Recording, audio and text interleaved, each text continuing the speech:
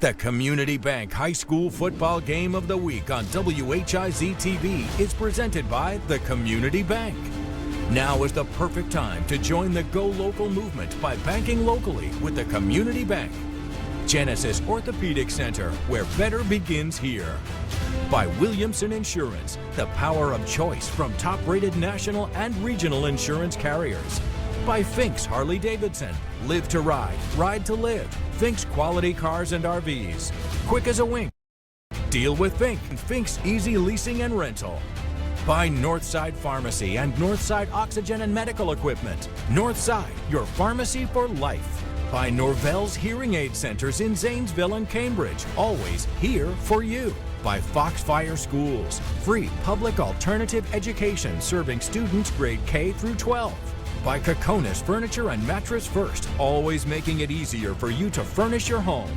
By City Tire Pros, serving our community since 1953. When you think tires, think City Tire Pros. By Denny's Classic Diner, America's favorite diner in Zanesville and Cambridge. Scoreboards are provided by the Finks family of motor vehicles and services, with instant replay brought to you by the Ohio Educational Credit Union and the Halftime Show presented by CA House Music.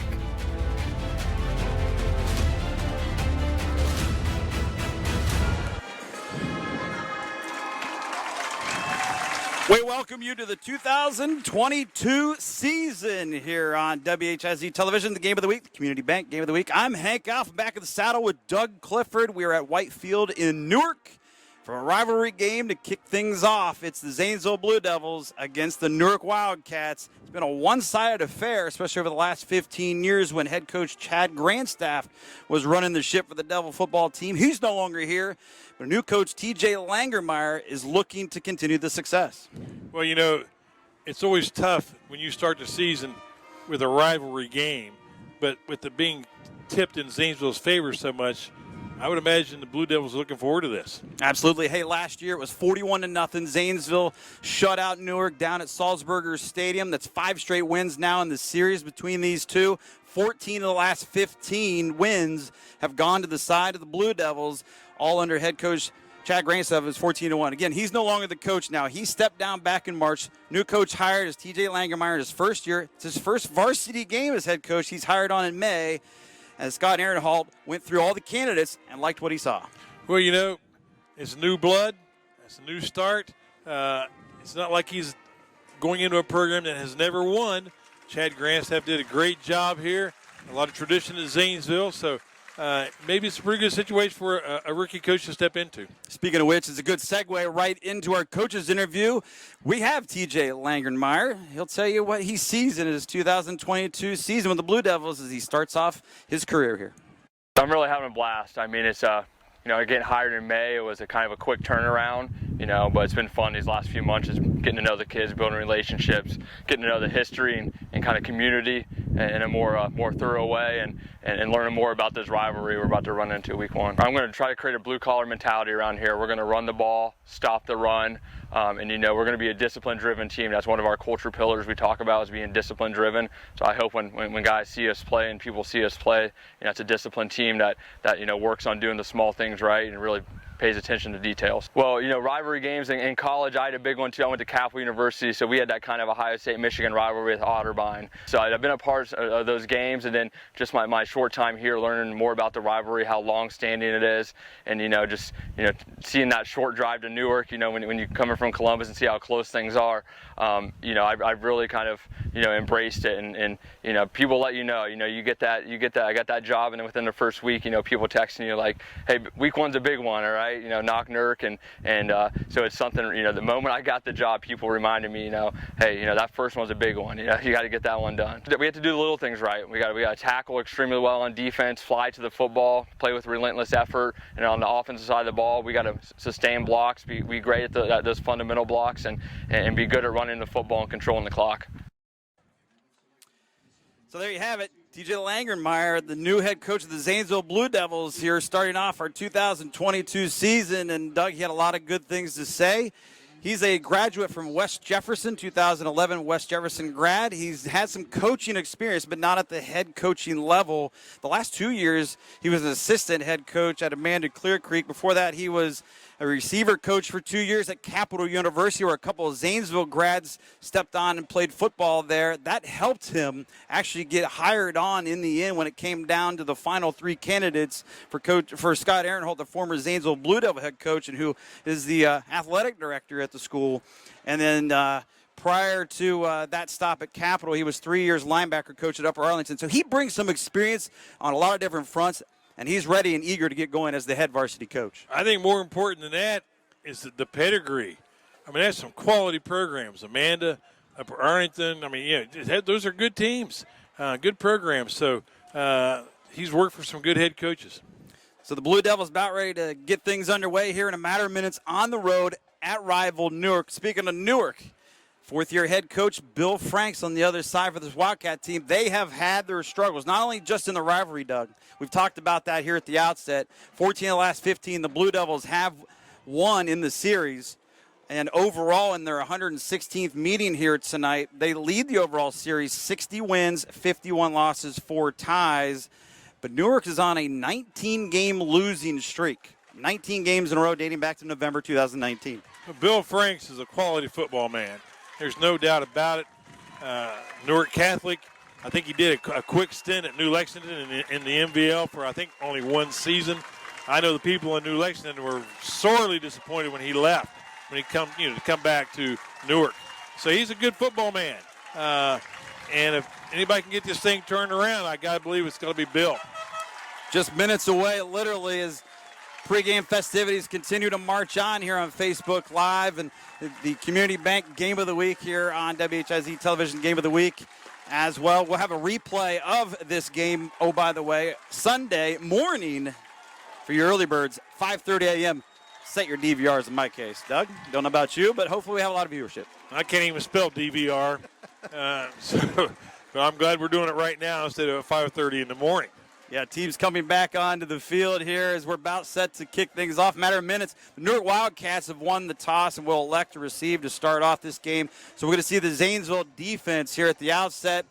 You know, with the new coach in place, it appears he's going to run a 4-2-5 defensive alignment, is Coach Langermeyer. So 4 down linemen, 2 linebackers, the Will and the Mike backers, and 5 guys in the secondary to be rotated in. High school football has changed so much so quickly in just the last few years. I was talking with a coach at New Lexington High School, and I said, when I see a high school game or a college game, I feel like I'm watching 2 defensive linemen and 9 guys that weigh 150 pounds in the secondary. So the game, the face of the game has completely changed. It sure has. Newark Wildcats take the field. They're wearing their home, you want to call it red. You got your shirt on, sporting the Newark side of things here. We're impartial at WHIZ, obviously, when we cover the Muskingum, Licking, Perry County, and surrounding areas. Let's not forget Morgan Coshocton in there, and Guernsey with Meadowbrook. Hey, that's all of them. And Zanesville will be wearing the road white uniforms from top to bottom when they take the field here tonight. Mentioned the rivalry between these two. They typically start off the year playing one another. 116th meeting tonight. Zanesville, again, 14 of the last 15. The one slip-up was right here at Whitefield 6 years ago in 2016, and it was a 41-0 Newark whitewashing. That was the final score last year when Zanesville whipped the Cats. Back in the turn of the century, when I first started at WHIZ, when Newark came to town to play Zanesville, it was a beating that they administered. I mean, and that has turned completely around. I mean, Newark dominated the games every year. I think 40-0 was a tight game, and that has really changed. It certainly has. We're going to find out how it shapes up here in a matter of moments. 2022 about set to kick things off for Doug and I. First time back in the booth together in 7 long years since 2015, and we're eager to get it started for you. Let's take a break, and when we come back, the opening kick from Whitefield here at Newark. You don't have to be a full-time athlete to experience muscle, joint, or ligament issues. Injuries happen every day. Fortunately, the sports medicine team at Genesis is here to help. With expertise across a variety of musculoskeletal injuries and procedures, the latest technology in an office setting, and all the support of Genesis Healthcare System, we'll help you get back to whatever is most important in your life. Better begins here. Start your path to better at genesishcs.org. Mom, softball's over. What am I going to do next? School's about to start. Why don't we try band? I'm going into the 5th grade this year, and I think I want to do band.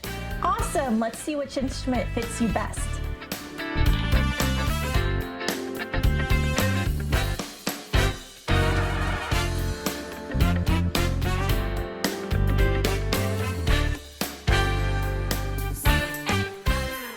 La Cabra Craft Tacos is really an expression of a dream that we've kind of had for a while. We really wanted to bring fresh, non-processed foods in an environment that's family-friendly to Zanesville, that they don't have to travel to Columbus to get that experience.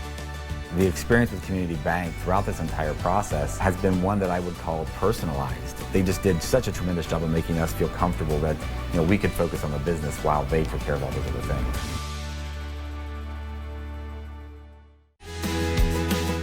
When it comes to your health and well-being, everyone can use a helping hand. That's why Northside Pharmacy goes the extra mile to safeguard your health and wellness.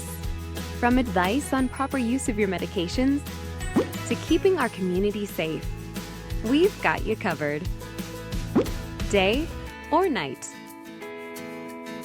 Northside, your pharmacy for life. We're live here at Whitefield, and there's your kickoff to start the 2022 campaign. Oh, look out. And the Blue Devils have recovered from the outset. I'm hanging out with Doug Clifford, and boy, we start off with a bang for you on the Community Bank Game of the Week. Now's a perfect time to join the Go Local movement by banking locally with the Community Bank, and now's the right time for the Devils to take over. Oh, my. That was a short kick down the right hash. Number 2 for Newark. Drayson Peterson tried to field that thing, and I'm sure he had visions of grandeur, catching that ball and taking off, and it bounced right off his chest. No one from Newark even saw the ball on the ground. So the Blue Devils will start on offense to get things going with the turnover off the kickoff recovery. And you have a shotgun look. One lone setback back there. Direct snap actually with flags as the snap went to Drew Doyle, a 5'8" junior quarterback, and so we've started off with some sloppy play here at the outset on a beautiful weather day. It's 80 degrees at kickoff, lots of sun, a little bit of clouds. Well, this is the kind of stuff that's going to go on all over the state tonight. Line up incorrectly, fumble the ball, between the jitters and the heat in the first game. I expect there to be a lot of mistakes. So 5 yards. The Blue Devils go back off the penalty. 1st and 15 in Wildcat territory already at the 35-yard line now as Doyle out of the gun. One lone back behind him, and it's over the head. Doyle's going to have to pounce on it to keep possession at the 49. So go back another 14 yards with a loss on this. Wow. I mean, that wasn't even close. And I'm going to have to verify it on the next snap. But it looks to me like the Blue Devils are in an unbalanced offensive line set. They had 3 offensive linemen to the left of the center that time, and the guy lined up in the tight end spot was number 50, and it's not Mike Vrabel for the Patriots, I can tell you that. So I think this is an unbalanced set. Sure is. Look at this short side. Twin receivers left. As you mentioned there, Doug. Tight backfield there. Doyle gets the snap this time. He'll look to run. Tries to find a crease. Couldn't get it. Bounces it out. And he makes something out of maybe nothing there on the inside as he bounced it out near the 40. Some poor angles that time by the defenders for Newark. I mean, they had him pinned in a couple of times, and he put the fake on him at that time. And, what's that? Never dip. Yes. He faked him out. Kept going to the outside. They lost leverage. He picked up some nice yards, but it's still 3rd and about 3 neighborhoods. Yeah, 8 yards on that play from Doyle with the keep as he called his own number. Shotgun look again. Couple backs to the right-hand side. Direct snap. Here comes the run. Blocks upfield. Bouncing it in now and gets about 10 more close to the original line of scrimmage near the 30. Give him 11. It will be 4th down and 10 for the Devils, so this is territory where if you really like your kicker, you try a long one, needing 10 yards, but it'd be about 47 yards out, or you go for it. Oh, I think they'll be going for this. Offense is staying on the field. First-year head coach, Jay Langermeyer. If we'd seen the kickoff going into the end zone, then I think maybe the field goal guy might come out, but that was a short kick. So we'll see. Some different numbers in there. Receiver split, back split. Doyle out of the gun. The last run was by Staunton for 11. Back to pass. Hit lightly as he threw. Got a man. Caught it. Open 1st and goal Devils near the 5-yard line where he's knocked down. Making that catch is one of the senior wideouts in Dean Johnson, 5'8", 150-pounder. That had to be a blown coverage because there wasn't anybody even in the region of that receiver that time. It's poor defense. Excellent execution by the Blue Devils to pick up a 4th down and 10 conversion, and now have a chance to stick it into the end zone with 5 yards needed and 4 downs if necessary. That was an impressive set of downs. After 2 setbacks in a row, the Blue Devils absolutely took control of the game. Bryce Roberts wide right. Doyle out of the gun. Timeout, Zanesville. Clock stopped here with 10 minutes, 11 seconds left to go in our opening frame. Blue Devils knocking on the door. We'll take one as well. You're watching and listening to the Community Bank Game of the Week on WHIZ-TV. Back live here on the Game of the Week on WHIZ Television. Hank Alf and Doug Clifford. It is 1st and goal. Blue Devils, 5-yard line. Timeout was just called. And out of the gun, Doyle gets it, hands it off, right up the gut, and getting about half the distance towards the goal. Where the Devils there on the ground. First time they go up to shoot with it versus bouncing it out. Well, they've been attacking the perimeter on every play until that plunge up the middle. Of course, this is plunge up the middle territory here. Yeah, it gets the Devils right on the 2-yard line, a pickup of 3. 2nd and goal, Devils. I learned that coaching point from Marie Churbridge, sophomore geometry. Shortest distance between 2 points. Very impressive. Hey, school is back in session this week. My daughter started yesterday, many others all week long. Here's Doyle, runs it in, touchdown. Zanesville has scored first at the 9-minute and 27-second mark here at Whitefield. Pretty good debut for a brand new head coach. Team takes the ball in the opening kickoff and recovers a fumble on the opening kickoff and takes it down and scores. Nice start. Touchdown there for Drew Doyle, 5'8", 170-pound junior for the Devils. Extra point pending from Cameron Van Kirk, but whistles. I can tell you from my coaching experience, when you have a team 1st and 42 or whatever it was, you're thinking your defense is, you couldn't be in a better scenario right than that. And to give up the 1st down and the score, and you really didn't stop anything. So they have a lot of questions on defense already. So a great start for the visiting Blue Devils, like you mentioned, Doug. They recover the kickoff botched by the Newark Wildcats, setting up shop at the Cat 30-yard line. They go backwards a couple plays with penalties and a miscue snap over the head of the quarterback in Drew Doyle, but Doyle would make amends, throwing a long 25-yard pass on 4th down and 10 from the Wildcat 30-yard line to set him up at the 5 for 1st and goal. The catch made by Dean Johnson there on 4th, and then a couple plays later, he bangs it in, does Doyle. And there you see it, 7-0. Fantastic start for Langermeyer again. No doubt. Can't script it any better. Oh, I think the quarterback for Zanesville, what a start. I mean, he brought his team back after those 2 big mistakes. Doyle ran the ball, threw the ball when he had to, right on the money. The receiver was wide open. It was an impressive start after a couple of mistakes. So now the Devils will kick it off again. We might get to see the Newark offense here in this opening quarter. As set to tee it up and already doing so here at the 40 is Cameron Van Kirk. Just a sophomore. Made that extra point as well. A couple guys back deep. Oh, a little better kick this time. Nice kick.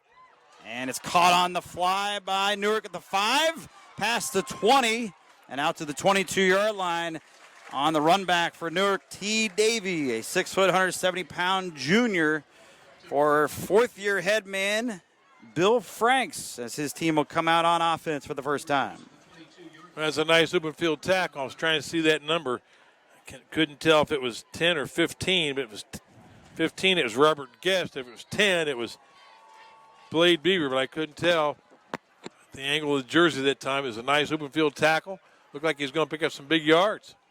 So now will the Newark Wildcats, can they make amends here and get the score knotted back up after now falling behind? Last year, Zanesville came out early and often, and en route to a 41-0 shutout win at Salzburger Stadium, they outpaced Newark by over 300 yards in the first half. And here at the outset of this one, doing the same. Noah Corbin on the tackle that time. It's like he came in from his defensive line spot, shut that thing down. It looked like it was like the outside stretch play. And, wow, that's a loss. Yeah, you're going to see the replay right here, Doug, on the Ohio Educational Credit Union instant replay. Loss of 2. So the Blue Devil defense already with a 4-2-5 alignment, becoming a force there as Newark goes backwards. Negative on their first offensive play. Here's a run to the right and another negative play here. Devils snuff it out. Well, I'll tell you what, they can't get across the line of scrimmage.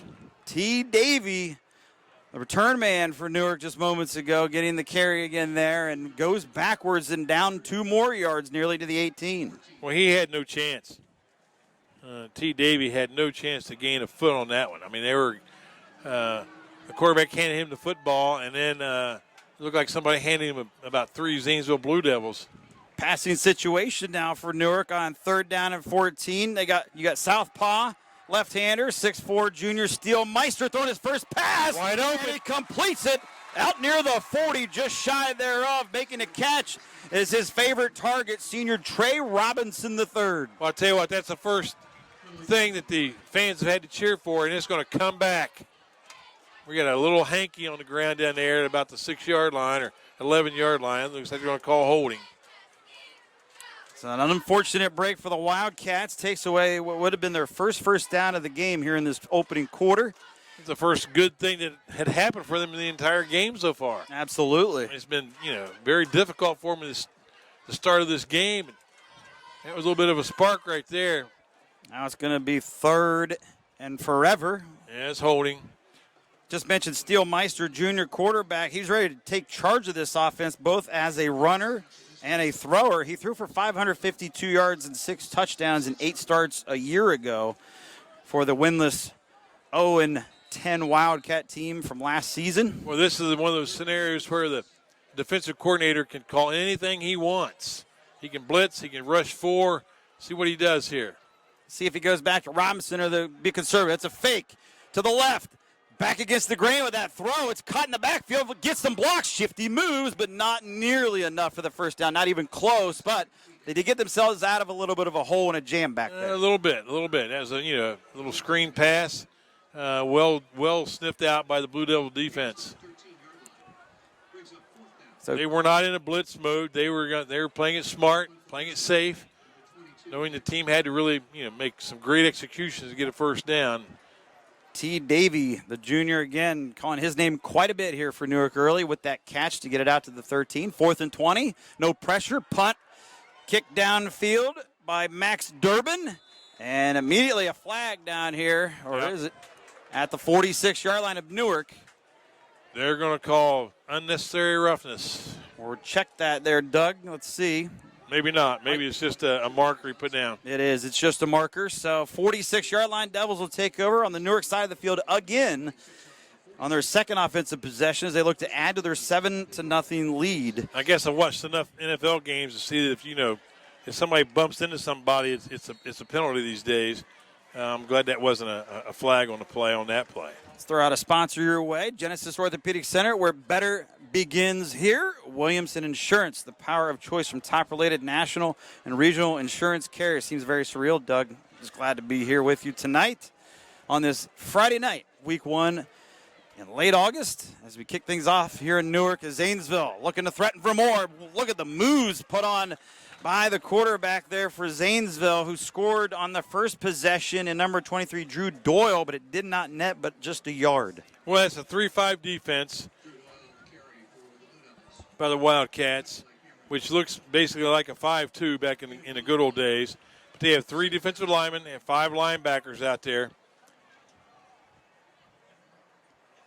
And it will be. See if there's 4 or 5 linebackers. They have, man, yep, 3 down linemen.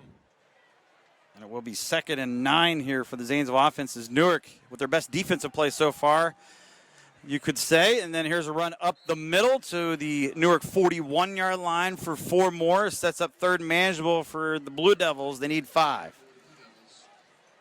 Well, so far it looks to me like Coach Langermeyer puts the ball in the hands of his quarterback in these situations. So we'll see what happens here. Whether it's a run or a throw, usually it's Drury getting the call. Big 3rd down here for the Newark defense. If they want to stay in this game here early and not fall behind a few scores, as Zanesville's threatening on this side of the field. Out of the gun. It's a fake. Looking to pass. Got a guy streaking. It's caught. Touchdown. Wow. Devils right in stride. And making that TD catch is Xavier Stegner-Sowers at the other end. I mean, that was absolutely perfect. Where did he come from? Beautiful strike, Doug, and Zanesville's up 2 scores. You'll see the replay. Clear on the sideline. Well, that's wrong play. We'll see if we get the TD replay for you here momentarily. But first, let's get the extra point up. He's trying to make it 14-0 is Cameron Van Kirk. Successful on his first attempt. There's a snap, the hold down. Kick also up on the way. Inside the left upright, yes. And 14-0. Blue Devils have come out on fire here at Whitefield. Yes, they have. Well, what a pass play. Right in stride. Got right behind the defender for what was a 41-yard touchdown strike. It's like the old Al Davis Oakland Raiders passing game, buddy. It's all vertical in this game. Doyle to Sowers. And as we try to work on the replay for the touchdown, we'll get it to you hopefully at least by halftime. If this doesn't appear this is going to be the play, this is still the one prior to. But, hey, this is first game. It's okay. That's right. If you were watching live, you saw, but you'll see it again on the highlights eventually here. With the Devils now at 14-0.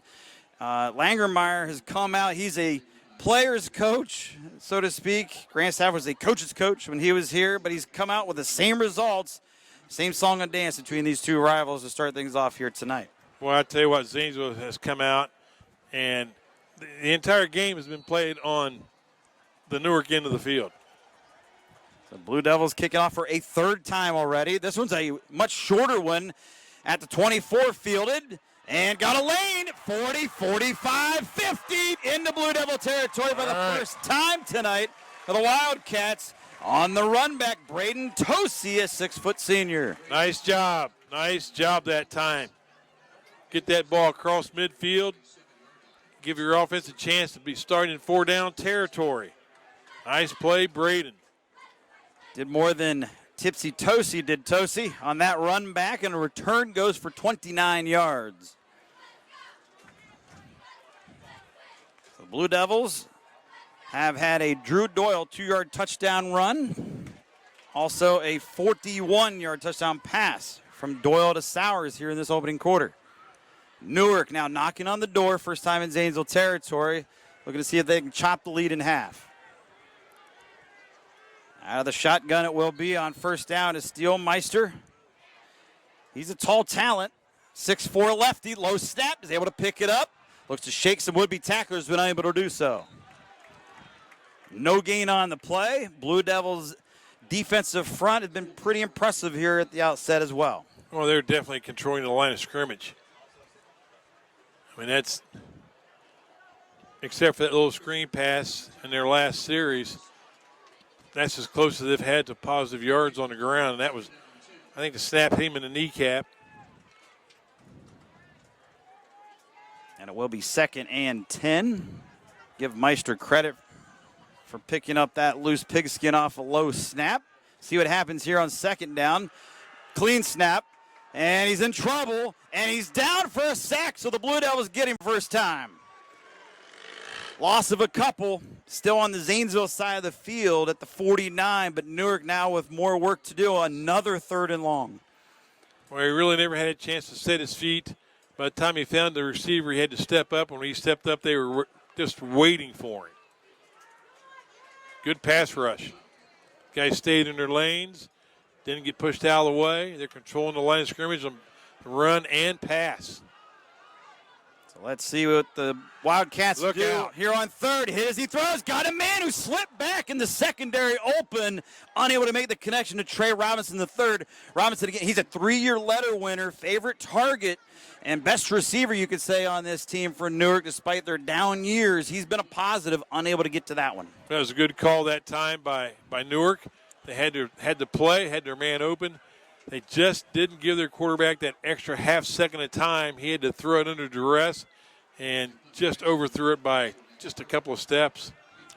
And it was just a few minutes back where Robinson had a first down catch taken away. That one would have went for 6. Great punt. This could be pinned inside the 5, but it did not take a favorable hop, and no Wildcat could catch up to it, so he touched back.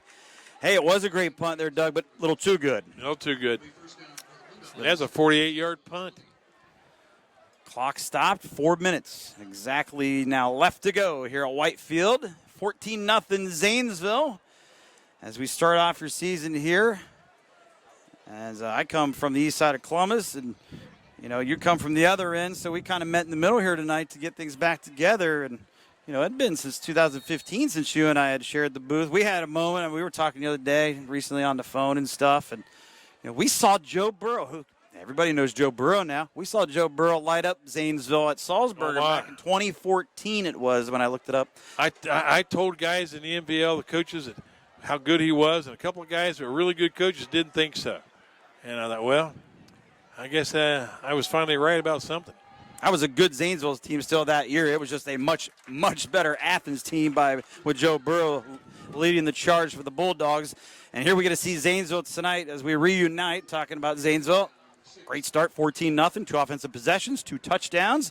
Newark's had the ball twice, and they unfortunately have turned it over on their opening possession. When they could have had it on the kickoff, they had to punt a couple times since. They have failed to get a first down. But this is the first time the Wildcat defense had their heels in Zanesville territory instead of their own backyard. Here we go. Out of the gun. Handoff. Nice job. Good defense right there by Newark. It was.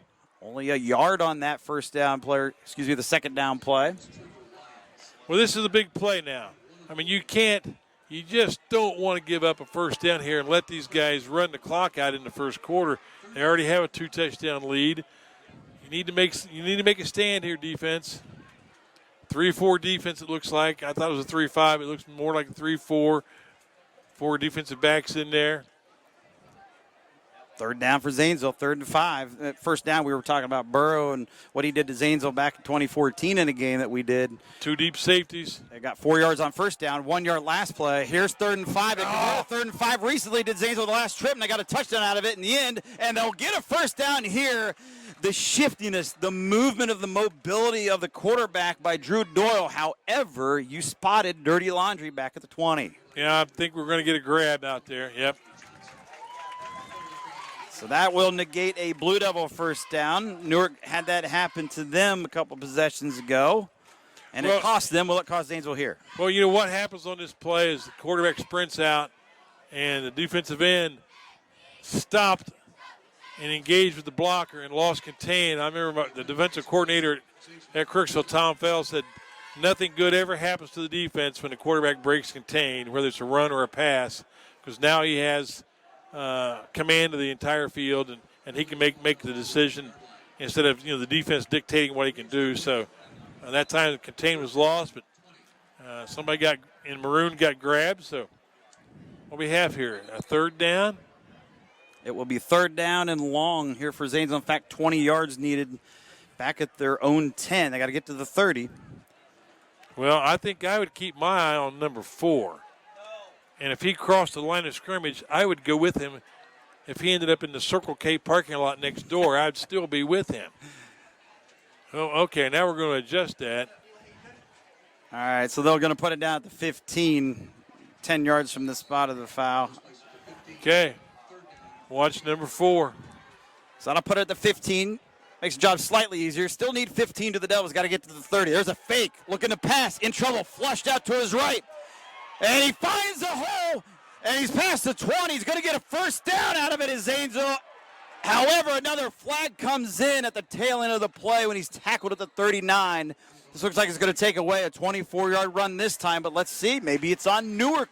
Indications show as such. Well, that time Newark went with a blitz. Personal foul, face mask on the Wildcats. That's probably going to be tacked onto that play. But they sent the blitz, and the blitz is a great call if you make the sack. If you don't make the sack, then what that does to your defense is there's no second line of pursuit when that quarterback takes off. There's nobody there because they've already rushed. So that's exactly what happened. And tack a face mask on there, and now the Newark defense is in familiar territory defending their own area. As we're seeing, Doyle was sneaky good. Not Well, only with the arm, but with those legs. He's a player. Multi-dimensional junior, 5'8". He looks to me like a natural-born leader. Right now, he's leading the charge out of the shotgun here, directing the offensive show as they cross into Newark territory after the 15-yard infraction. Here's a missed tackle, and it turns out to be nearly a first down rumble up to the 37, about a yard shy of that first down. Drake Rennick, a senior, 5'11", 175-pounder, getting a name call here. And the Blue Devils will bring a stable of different backs. He's one of them. Well, number 33, Jared Sherrard, was in the right place at the right time. Just could not make the tackle. That's when you're a defensive coordinator and you finally make the right call and your guy misses the tackle, that's hard to take. I just mentioned Rennick on that last carry that went for, okay, they'll call it 8 yards. So the Devils will need 2 as he was down at the 38-yard line, got to get to the 36. But Rennick, here's the senior. He returns to the program after he's spent a few years away. He's going to share running back duties with junior Trevor Lyons. And, you know, we just saw some talent right there. And Rennick, he gives speed in the backfield for Coach Langermeyer. And he was quoted as saying weeks ago, 85 yards on a first play and a scrimmage a couple weeks back for the Blue Devils. So this guy has some speed, to say the least. And he found a way to nearly run for a first down there. Well, I'll tell you what, it's a great weapon to pull out of your bag of tricks when you're a coach if you have guys with speed. Those guys with speed really make your IQ go up. That's for sure. Well, you see timeout, a little over a minute left to go here in this opening quarter. It's been all Zanesville all the time, like it has been in this series. Winners 14 last 15, including 5 straight, and 41-0 last year at Salzburger Stadium. Thanks Harley-Davidson, live to ride, ride to live. Thanks Quality Cars and RVs, quick as a wink, deal with Fink. And thanks Easy Leasing and Rental. And Northside Pharmacy and Northside Oxygen and Medical Equipment. Northside, your pharmacy for life. Well, will Newark come back to life here on defense? They have not shown up yet in this first quarter, where Zanesville has. It's a second and short, back to Rennick, and he's going to get the first down inside the 35 to the 34 for 4 more tough yards. I like this attack by Zanesville. They attack the perimeter. They throw the ball down the field with a vertical passing game. They run up the middle. I mean, they force your defense to stay honest. You can't overshift. They tried to blitz that time, and they ran directly away from the blitz. So they really have the Wildcat defense off balance right now. As usual, the instant replay brought to you by the Ohio Educational Credit Union. Just saw that tough run for 4 yards and a first down by Rennick moments ago. And stay tuned. The halftime show will be presented by CA Music House. Play music for life. Here we go with another design run by the QB. First down and more inside the red zone with the helmet popping off. Again, hard charging Mr. Doyle. I'll tell you what, that is a different version of the old Washington Redskins Hogs counter tray. The quarterback steps to his left, the backside guard and tackle pull to the right, and I'll tell you what, they cleared out the path. And you can see it right there. Nice block right there. Another good block downfield. That's well-executed play. Helmet popped off at the end. He was okay. Bryce Roberts downfield, wide receiver, set the last block. So he has to come out for a play. Who's in at quarterback? 6. It's going to be Staunton. He's a 6-foot senior. Out of the gun. He will wait the snap. He gets it. He'll take off, calling his own number. Not much cooking this time. A trio of Wildcat defenders there. Leading the charge for Newark was Trey Robinson III and Max Durbin, also a senior like Robinson. I think that's going to be the quarter. That will be the last play of the quarter. You see the replay one more time where Newark put some hats on the would-be runner in Staunton. 1 quarter in the books here at Whitefield in Newark on your game of the week, the Community Bank game of the week here on WHIZ. 14-0 Zanesville all over the Wildcats, and looking for more when we come back.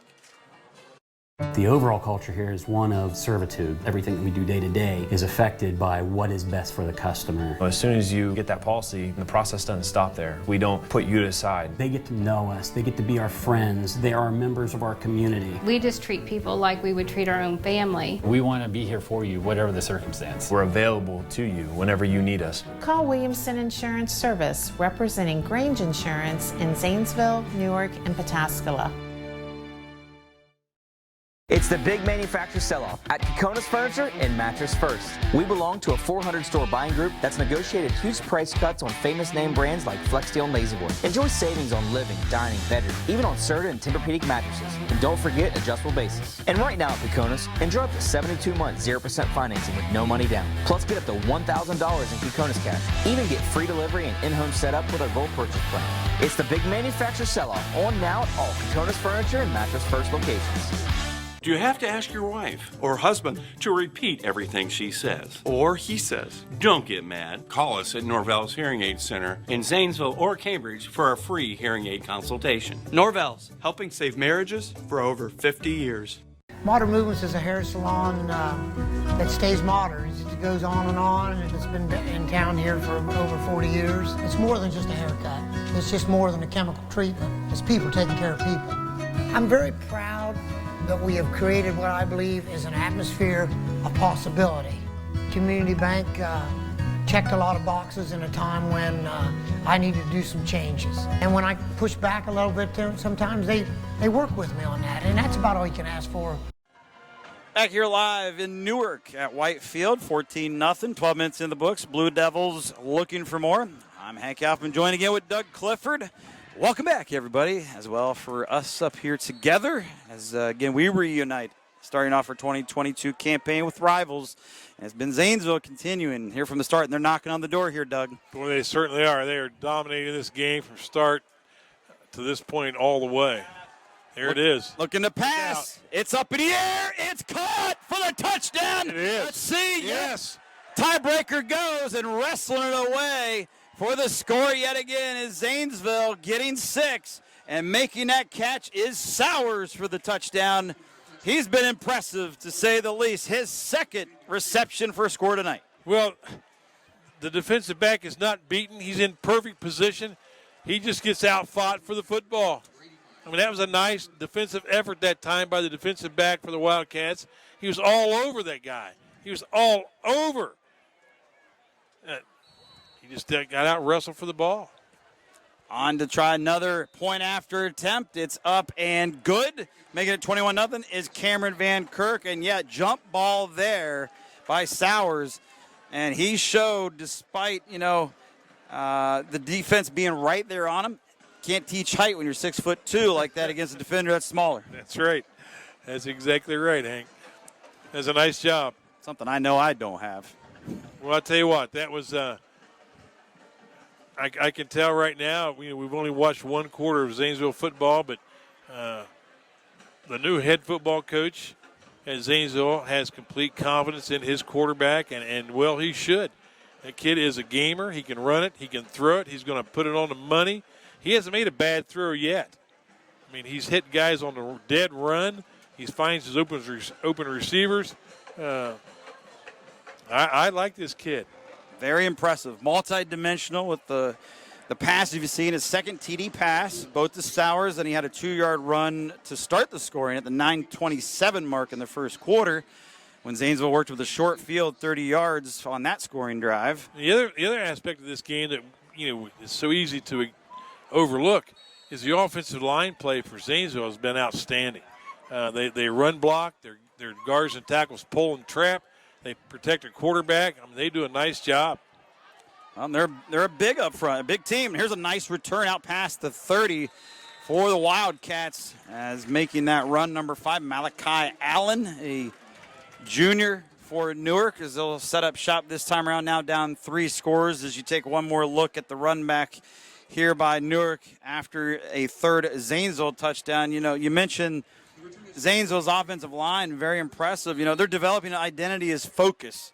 And Christian Ramirez anchors the line on both sides of the ball, not just on offense but defense. And Ramirez is helping lead the charge with the Hogs. Nice tackle that time by Blade Beaver on a kickoff. So, junior defensive back, wide receiver for Blue Devils. Out of the gun. Off. Down he goes. That's a loss. Man. 42. Nice play. Caleb Underwood. Underwood, just a sophomore, stands 6'3", 200 pounds. Here you'll see it as he just ripped Davey down to the ground before he even had a chance. Wow. I mean, I tell you what, it looks to me like the defensive unit for Zanesville has taken a pledge not to let anybody cross the line of scrimmage. I mean, it's just a struggle for Newark to get to the line. Loss of 2, another negative play for the Cats here in this first half. Early second quarter, we're with you. As the Blue Devils scored on the first play of this frame to go up by 3 scores that you see, 21-0 nice throw. Now. Caught over left side, short gain past the original line of scrimmage. Pickup goes for a handful of 5. That's Stevens. Trey Robinson. Robinson with another catch. He's got a couple, but could not shake free. Did not have much area to go. As you see, 2 Blue Devils converge for the stop. Well, it was good, really good coverage. They gave the guy a little bit of room. They didn't let him get behind him. They'll give up a 4, 5, 6-yard gain, let it go. Now it's 3rd and long. Rennick helped make that tackle over there for Zanesville to prevent Robinson from trying to bust free. It's a good throw that time by Meister. 3rd and 7 for Meister, and he's looking to jittle and juke over to his left. He goes airborne. He lost the pigskin. Let's say they're saying he's down by contact. The ground caused the fumble, so Newark maintained possession, but it appears, Doug, they're going to be just short of the first down, but the effort definitely there by the junior Meister. I'll tell you what, Meister, he's getting up limping. He's a little shook up. I think when he went airborne, I think the first thing that touched the ground was the top of his head. You get another look at this, Doug. Look for yourself. Oh, man. And so you saw him going airborne with the flip in air. Well, they're going to have to – they're going to say it's the first down. Appeared it was just short, but by the nose of the football, they give it to him. And even more impressive, Meister stays on the field, or which is more impressive. Was it the spot or is it Meister on the field more impressive? Either way, both are, and Newark maintains. First down and 10, new set of downs. You got 3 backs in the backfield, and Meister's just going to sneak this one forward for a couple yards of the 45. I think Newark made the call when they thought it was 4th and a foot. And when by the time the referees changed everything around, well, they didn't have time to really change the play because they lined up in a power eye that time and the quarterback sneak on first down. And that's a short yardage play. That's not a 1st and 10 play. Yeah, not exactly how you draw them up. Gotcha. Totally understand that and agree with that. Newark gets 2 out of it. So positive yards in the end regardless of the play call turned out. But you're right. That looked like more of a 4th down and inches call. Well, at least it's not 2nd down and 12 or 2nd down and 15 like it has been for him. Meister hands it off. Bouncing out. Got it alley. 50, 45, 40. He'll just trickle out of bounds calmly out near the 35 of Zanesville. Making that run was T. Davey. He's been bottled up many times here in this first half. Not that time. I think that's the first time a running back for Newark has crossed the line of scrimmage. Look at that. The patience to bounce it out and the vision to see it. And then he just turned down the Jets, and then he gets a first down to the Zanesville 35. Deepest penetration out for the Wildcats in the night. No doubt about it. I mean, this is the happiest time of the night so far for Newark. Out of the gun. Handoff again. Short side of the field. First down run. Now Newark picking up big chunks on the ground all of a sudden. Well, they found something on that right side. Max Durbin. Max Durbin that time. Yeah, Durbin with a big run. Well, Zanesville's defense penetrated into the backfield, but the guy who penetrated could not get his hands on Durbin. He took the wrong angle. Durbin outran him. 11 yards on that one, in fact, Doug, for Durbin. His most impressive run of the night. He remains in the backfield as the deep back behind the QB out of the shotgun, again in Meister. He'll get the call again. This time Zanesville smelt it, and they dealt him down for a 2-yard gain. Well, they're going to attack that defensive left side of Zanesville, it looks like. They believe they've found something there, either a blocking scheme or a player that they can handle. Because that's 3 plays in a row they've run the ball to the exact same spot. It might be a different play, but it's to the exact same spot on the field. Off tackle to the right. This Newark drive started at their own 31-yard line after the Blue Devils put up a 3rd touchdown of the game here to go up 21-0. Looking to get their first points. Fake. Meister rolling left. Got a man deep. Wide open touchdown, Wildcats. Yes. They're on the board as you have a gleeful home crowd for the first time tonight. I'll tell you what, that was a great job that time by Meister. He waited till his man ran to an open spot instead of trying to force it in. You'll see the replay here. Meister, the lefty, downfield, hitting his target, who was wide open, in Carson Burnett, a 5'8 junior, for the score. All right. Nice job, nice play. Great drive by the Wildcats. 22 yards downfield on the score with that pass. Set up by that breakaway run. You got stopped off tackle and just bounced to the outside. Caps off a 69-yard scoring drive with the extra point good. 21-7. Well, I think the Wildcats have told the Blue Devils, you're going to have to keep playing, fellas, because we're not going away. Big answer by Newark when they needed it for this game. Really got out of hand. It was already starting to become so. And they go down the field for that score as Meister, the junior, found his man again in Burnett, a junior connection. We look ahead here while we got a moment. With 7:33 left to go until halftime. At this one, I'll remind you, coming up at halftime, our halftime show is presented by CA Music House. Play music for life. We'll also bring you some first half highlights between these two. Hey, next week we got Maysville and New Lexington. Battle of Panthers. It's never too early to look ahead to week 2. That's right. So we'll have a battle of the Panthers. Both those teams last year coming off of seasons where they did not have winning seasons at 3-7. Well, that's always a hard-fought game. I mean, that's always a tough game. Even when Maysville doesn't have a winning season, their kids play hard football. I mean, they play tough. So I think that'll be a good game. Coach Board at New Lex is hoping to get things turned around this year. A lot of good positive things have gone on down there, and he does a nice job. And hopefully they're looking for a winning season. So Maysville and New Lex, Battle Panthers next week. We continue to march on here, opening night, and he's out of bounds, it appears. Yep, sliding out after making that catch along the sidelines for the Blue Devil return man, Isaiah Churchill Nervette, a 5'7 senior. It was a nice kick by Durbin. I mean, that was perfect. I mean, you could see that thing unfolding as the return man went to catch the ball. You knew he wasn't going to be able to stop his momentum and stay in bounds. And looked like he had to feel it, because that thing could have bounced and gone right down the sideline on him. Okay, Wildcat defense, your turn now. Time to strap it up if you're the Newark D's. You're mentioning here, Doug, if you want to have any chance of continuing to get back into this thing. Still a lot of time. We're midway through the second quarter of this one. 2-score game. As you see on the bottom of your screen, at 21-7, Devils on the attack, working out of the gun again. Here's a handoff this time up the middle. A pretty good fake by the quarterback, Doyle. But he gave that one off to his lone setback. Short gain there, crossing the 15 near the 17 for about 3 yards on first down. That's a nice tackle that time.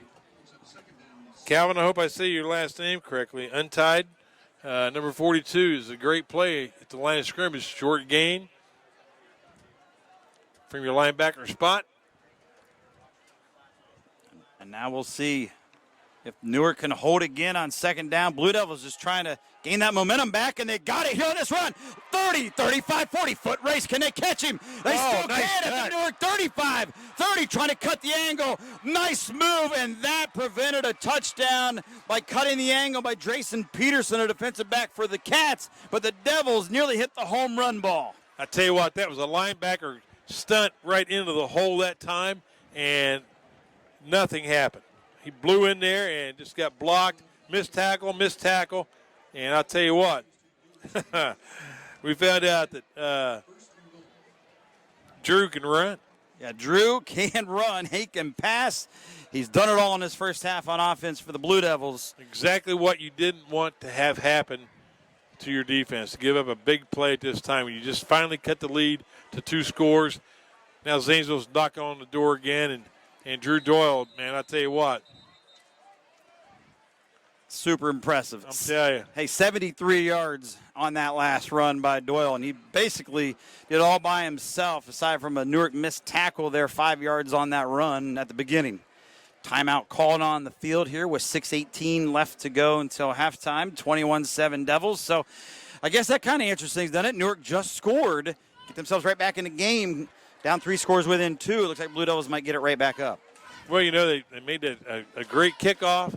Had him pinned inside the 20, and you let the quarterback take off for a 73-yard run. I mean, that's just crushing for your defense. And Zanesville has won the last 5 in the series. Last loss was here at Whitefield, 2016. Final score 41-0 Newark, as Newark hammered Zanesville then for their only win in their last 15 meetings between the two. Zanesville owns the all-time series record, 60 wins, 51 losses, 4 ties. This is the 116th meeting between the squads. So Chad Grandstaff had a heck of a run during his 15 years at the helm. He stepped down again in March, resigned. Who knows? It seems like maybe someday he wants to get back into coaching. He only won 105 games, did Coach Grandstaff, and that's a joke when I say it sarcastic like that. 105, super duper impressive, second most all time at the school. Not even Whit Parks can say that. And he was a heck of a coach at Zanesville many, many years, as you know. Chad had a great run there. He had an excellent staff. Look out. Here's Doyle, short side of the field. He's going to get bottled up, but he's inside the 10 near the 9. Getting back to Grandstaff, 105 wins, only 57 losses, 15 years, 7 playoff appearances, 2 Final Fours. The last 3 years, Zanesville made the playoffs. Here, these last 3 years, can they make it a 4th this year under a new coach? I bumped into Chad at the Hall of Fame banquet in Columbus when my brother was being inducted in. Congratulations, Kurt. Yes. And Chad walked up behind me, and I said, "What?" I said, "So what are you doing here? I mean, I thought you might be out like selling life insurance or something. You know, I mean, you're hanging out with football coaches, man. Get back in the game." So I think he's working with the team in the area. But, well, look out. Run job. on second down, gets about 3 more. Blue Devils poke near the 6-yard line. So they're going to face a 3rd and short. They can't get a first down without getting a touchdown, it does appear. Well, I'm going to say. Well, no, 3rd and goal. So they did start at the 10. They do not have to get outside the goal line. They do have to get one in. So 3rd and goal here. But back to Chad and all that. I mean, and his success. And you were continuing on there as we get ready for 3rd down. Well, you know, he was over there in Columbus at the banquet, and I think he's working with junior high players right now. Zanesville, can he get it in? Yes. On 3rd down, it appears he crossed the line, and he did. Touchdown, Zanesville. They do it again. Nothing fancy there, just off tackle left, punch that thing in the end zone. And they get the score back that Newark just did put on the board. You'll see the Ohio Educational Credit Union replay, if you will, right up the middle. Great interior blocking, making it look easy, crossing the goal line for that touchdown. The Blue Devils in Trevor Lyons, a junior back for Zanesville. We haven't called his name much here so far. It was his turn. Extra point, good. 28-7 now Zanesville as they continue to put up the offensive numbers in this half. Well, they're controlling the line of scrimmage, Hank, on both sides of the ball. Their defense, except for the last series, has completely bottled up the Wildcats. but their offense came right back out, and they just powered that one into the end zone. I mean, they look like they're a confident team up front. They're coming off the ball well. They're pass blocking well. It's a great start for the new head coach at Zanesville. 86 yards on that drive for the score. 73 of the 86 was on the run by Drew Doyle, as we saw, and it was a spectacular run by Doyle. He did get caught at the 10-yard line there, but Zanesville was able to complete it on 3rd and goal with that touchdown run by Lyons up the middle there. And, Langermeyer has definitely looked the part here. He has some Zanesville background in him. I mentioned, on the pregame show, if you were with us listening, and we talked about it, he graduated at West Jefferson in 2011, so he's a young coach. He's only about 28 years old, roughly. And, he's worked his way up through. He had a stint at Upper Arlington, 3 years linebacker coach, 2 years receiver coach, as well along the way at Capital University. That's in the OAC, Division III college football team there in university. And then he had his last stop the past couple years at Amanda Clear Creek the past couple years as a assistant co-coach. And he gets his chance here, but he has roots back to Capital. You see the run back by Newark. Going back to the 2018 time frame when he was at Capital as a coach there, the receivers, a couple of Zanesville guys were there. Dar Stanford might come to mind. There was what a great kid he was. Oh, there were some Zanesville players went on to play football at Capital U. He was there. He coached them, so he has a Zanesville bloodline and roots that helped down the stretch when it came to interviews, and he just has that Zanesville feel. And here he is with a 28-7 start in his first half as the defense makes Newark go backwards on first down. Well, they had him stopped at first. There was a missed tackle. 58 had him. Come back around, and guess who? 58 just wouldn't quit. Nice effort that time by Christian Ramirez. That's another name we've called before. And so it will be 2nd and 12 for the Newark offense as they look to make it 2 scores in a row on 2 possessions. 4 wide receivers. Meister rolling left, has time, now flushed out, chased, throws on the run, overshot his intended target as he was looking downfield at the 48-yard line for number 9, Carson Burnett, the guy who caught the touchdown from 22 yards out earlier here in this second. Well, Carson was wide open. That Meister just was running for his life and just played a little too much on the football. Probably was going to think he could throw it away. And Carson turned around, and he was wide open. It was just too late to connect. So 3rd and long for Newark. They need 12. They got to get to their own 45-yard line to maintain possession and get a first down.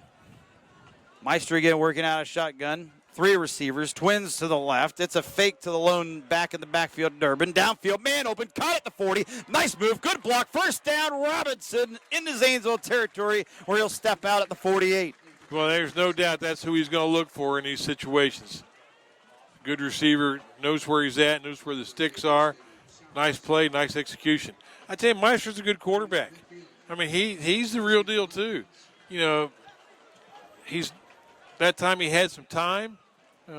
As a play-action fake, I was never big on the play-action fake when it's 3rd and 12 because I don't think anybody's going to honor it. But he made the fake, get the ball off on time. He was patient, very fluid. Yep. Here he goes again. Fake, downfield, nice spiral, but this one overshot him. You talk him up, Doug, and this is what happens. It's picked. Here come the Devils back the other way. 45-50 in Newark territory, down the sidelines and running out of real estate and getting tackled inside the Newark 20-yard line on the run back when the INT is Xavier Sowers, the defensive back. If we can see that play, I think you're going to see Meister throws the ball flat-footed. He doesn't step and throw it. See that? He didn't step and throw the ball, and he just got too much on it. Looked a little too anxious, got too much on it. Like you said, didn't plant. That's right. Didn't set himself up and wait that extra half a second for the release and plant himself, and it cost him. If it floated on him, Zanesville will take it. As Newark was on the move, as they had gotten it to the 50-yard line after that catch by Robinson's where they marked it prior to that play as a pick. Second turnover. Turnovers are always a big part in games, eh? It's 2 for Newark.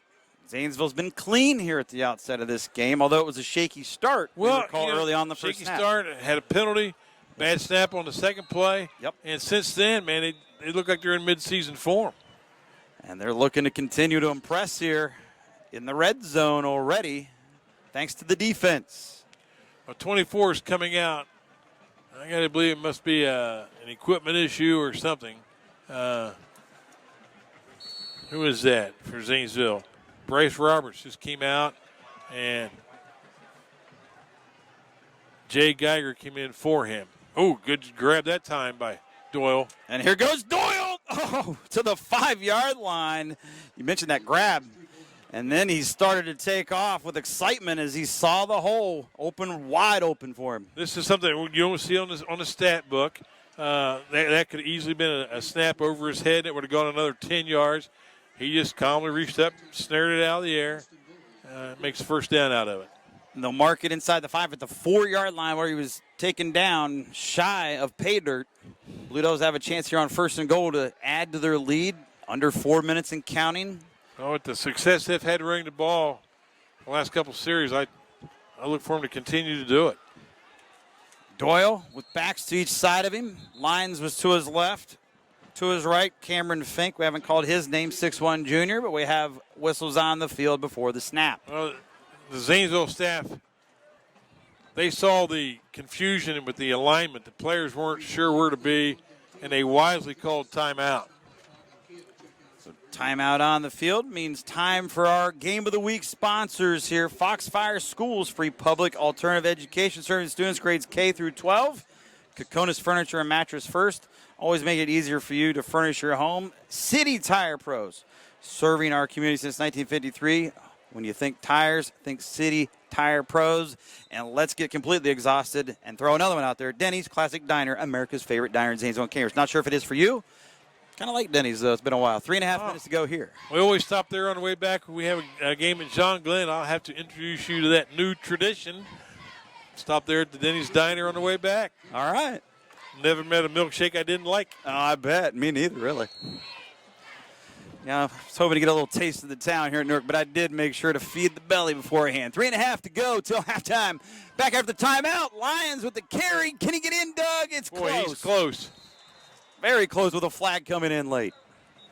I think he's short. Personal foul, face mask on the Wildcats.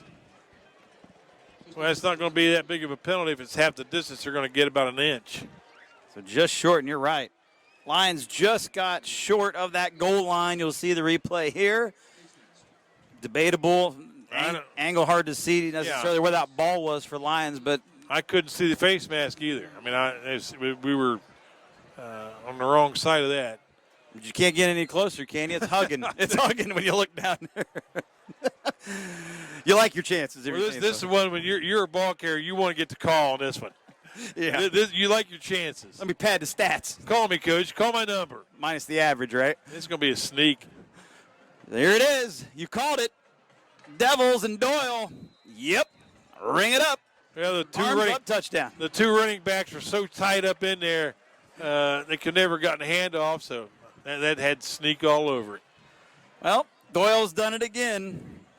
That's his second on the ground, and he's thrown for 2. He's accounted for 4 of their 5 touchdowns. Well, I'll tell you what, he's had a heck of a game tonight, and it's not halftime yet. 34-7 is the score here on the Community Bank Game of the Week. See our sponsor up in the right-hand corner of your screen watching. As we get set for a busy kicker, and sophomore Cameron Van Kirk definitely getting his kicks in here in the opener. Tell you what, we're one Zanesville score away from. Oh, there it is. Well, blocked. That one will go down as a missed extra points. Blocked, like you said, as you saw. Kalen Winbush blocked that. But they're one score away from making this a running clock in the second half. Kudos to Winbush. One sophomore blocks a sophomore kick here. One of the few highlights for the Wildcats in the first half. Score remains 34-7 now. Zanesville here at the 3:03 mark. As the Devils. It's like Coach Langenmeyer is trying to get a ruling from one of the referees about something. Maybe he saw something on that extra point that He thought it might have been an infraction, but I don't think he's too that upset with a 34-7 lead with 3 minutes to go here in the first half. Well, that was a short field for Zanesville. Only needed 17 yards, few plays. Punched in by Doyle there inside of the 1 yard line, just inches away for his second rushing score. He had a 2 yard run to start the scoring back in the first quarter. Thrown 2 TDs to Xavier Sowers in between, bridging the late part of the first and midway part of the second. Devils tee it up and kick it away once more with Van Kirk. Fielded in the field of play at the 6. Running this one back for Newark is T. Davey. Davey still on his feet, and he gets 30 yards on that return out past the 35. If Zanesville is going to have some emphasis on when they're watching this game film, this is going to be a little less than positive. It's going to be their kickoff coverage. I mean, the good news is their kickoff team's getting a lot of opportunities. The bad news is, they're giving up a lot of yards on that kickoff return. And that one right there, case in point. Did you see the run back and the Devils taking down the return man in Davey? Not until he got 30. Looking for Davey on a screen and nearly a pick 6, if you will, dialed up. Shade Johnson just about put that one away. As the shade rolls in, by the way, here on the field. Has a little screen pass back here. Action away. Halfback comes over and Shade says, "Oh, yeah, I saw that once before. Not again." Doesn't get much better than that. The opportunity was there. Shade read it, just couldn't quite get his full mitts on it. That's a sign of a smart player. I mean, that was a play they ran down there far into the field and got a few yards on that long yardage situation. That time they come out on first down, and Shade said, "Nah, not this time." So 2nd down and 10 it remains at the Wildcat 36. Man in motion was Robinson, and down goes Meister, and he could be hurt as the ball squirts free. It's a touchdown by the Blue Devil defense. Yep. Scored by number, who is that down on the field? 63 is I don't see a 63 in the program. Yeah, and in fact, the PA announcer doesn't know. Neither do we. We'll try to give credit where credit's due. He might be the Lone Ranger. I mean, no one knows who he is. The lone Blue Devil picked that sucker up. Great pass rush that time. Meister's going to be seeing pass rush tonight in his dreams. So the Devils have put up a 40 spot here in the first half. After that, 6 on defense. Whistles as the snap and the kick was about to take place. Yeah, it looks like we have a delay of game call. I push the Devils back 5. If that does stand as the call here, Doug. Let's see. But how about the Blue Devils, not just on offense, but defense? So far, a complete game in this first half. Oh, man, I mean. And that just showed it. They've scored just about everywhere they could. Now the defense gets in on the act. 40-7. The heat was on Meister, and he paid the price. It looked like 3 Blue Devils were having a family reunion at Meister's house because he was swamped. He never had a chance. High snap, another block kick. So Newark, hey, got to take something positive away when you're down 40-7, back-to-back extra points blocked. I tell you, Windbush got that one again. Wherever he's coming from, it's a weak spot, and he's found it. He's getting across there. Good effort. Very good effort. Kudos to Windbush. There you see it again. He basically ate Van Kirk alive once he tried to get that one off his toes. We had a new Holder and Sowers on that play, but that had nothing to do with that one. That was all Windbush all the time. Yeah, he had no chance. So 40-7 the score as the Devils have increased the lead at the 2:39 mark, and it was 14-0 at the end of one. 26-7, Zanesville's outscored Newark here in this high-scoring second frame. As the Wildcats will wait to get the ball back, and it's getting a little bit darker earlier these days. It's 8 o'clock right now. The sun sets before 9. Doug. So we'll see some darkness, a little mix here tonight. As I'm not used to starting in late August, or earlier in August, I should say. It's August 19th. It used to always be the last Friday or weekend of August, and here we are. So this is new to me. Yeah, we're going to have 2 games in August this year, and that's going to be strange.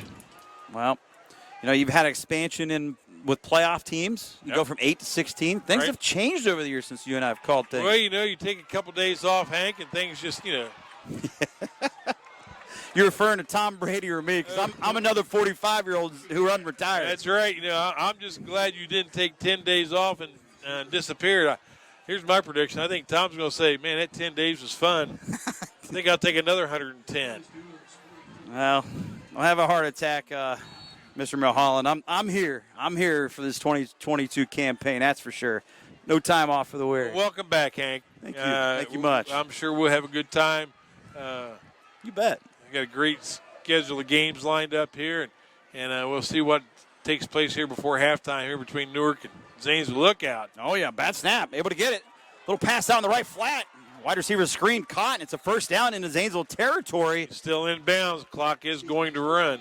Making that catch, Austin Rose. He's a 6'4 sophomore, 200 pounds listed, and good athlete. More on him in a moment. Or check that. That's not Austin Rose. That's Drayson Peterson, number 2. I get the number right there. So having foggy vision at 45. 2 is 7. 7's 2. It actually was number 2. Give credit there to Peterson.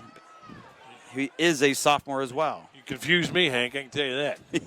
But we'll talk about Rose a little bit later. And in fact, we'll talk about him right now. Rose with the catch, and he's decked for a loss of a yard or two. I'll tell you what, number 58, he sniffed that thing out, buddy, big time.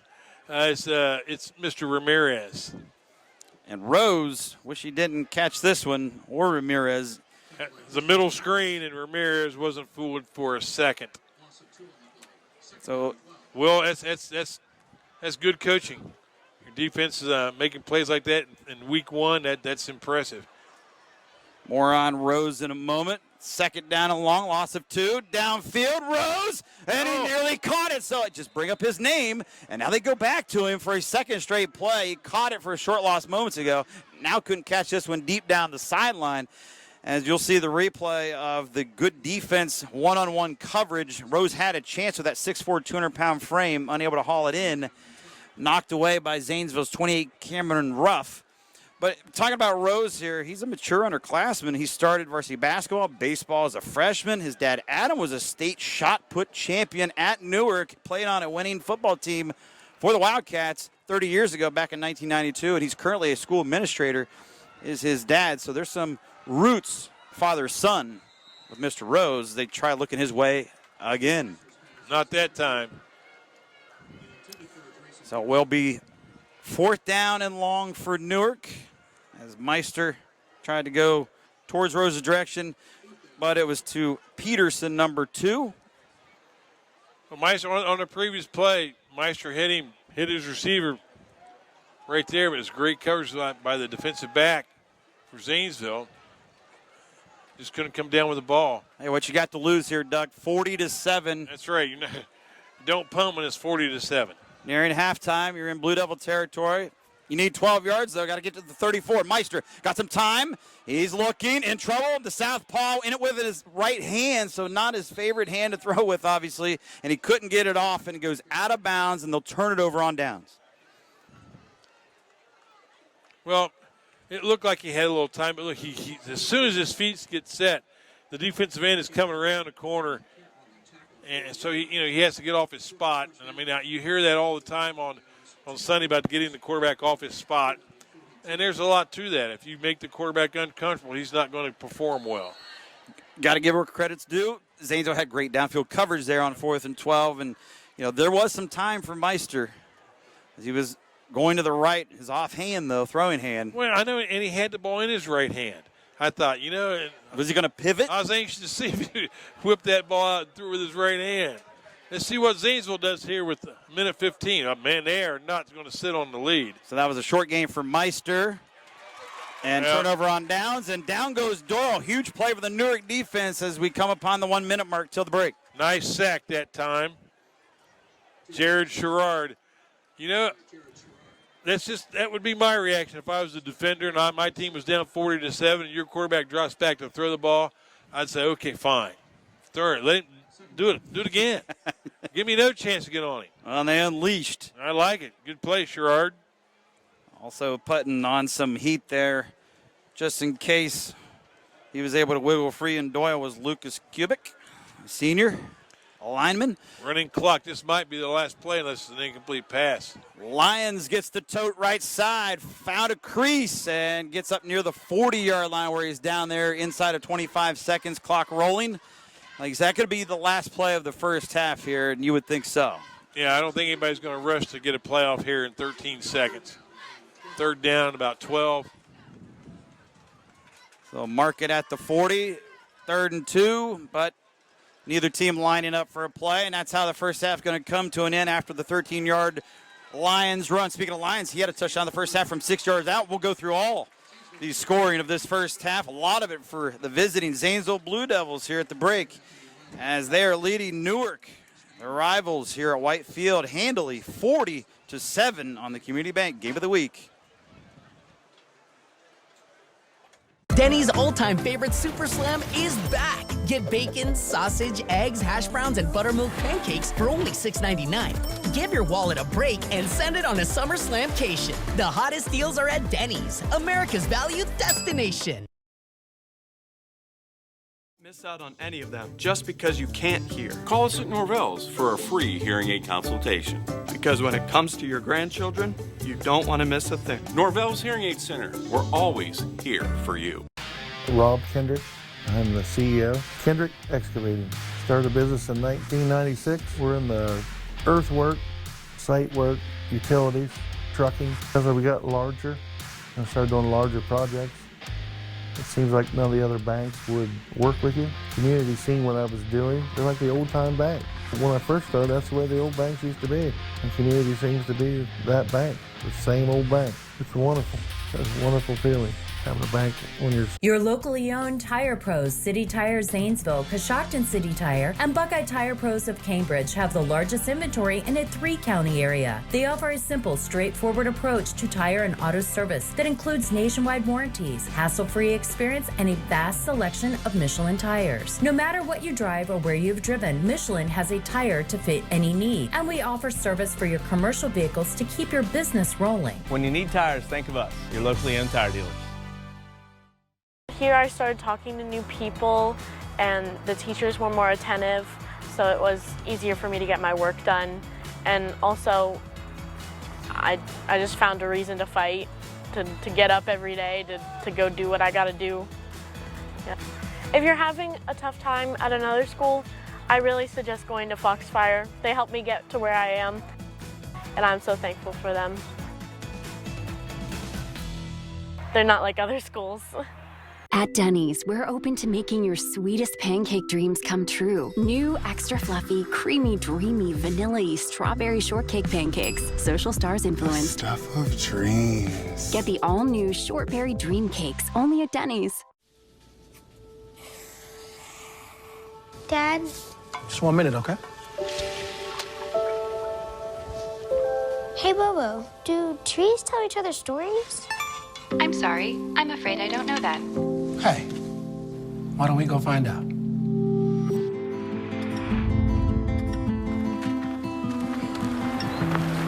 Listen. Do clouds take naps? I couldn't tell you.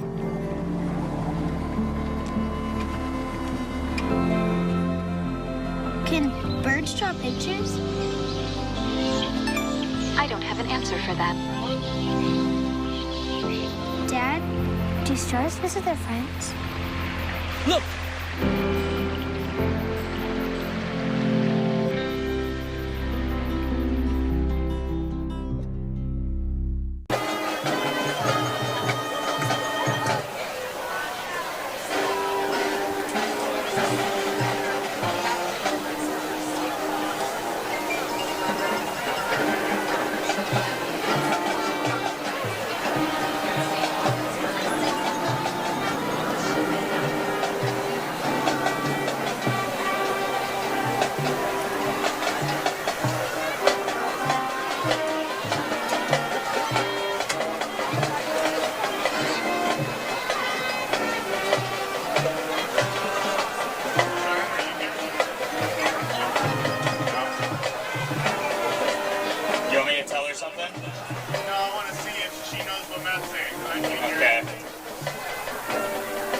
Yeah, my headset's been breaking up.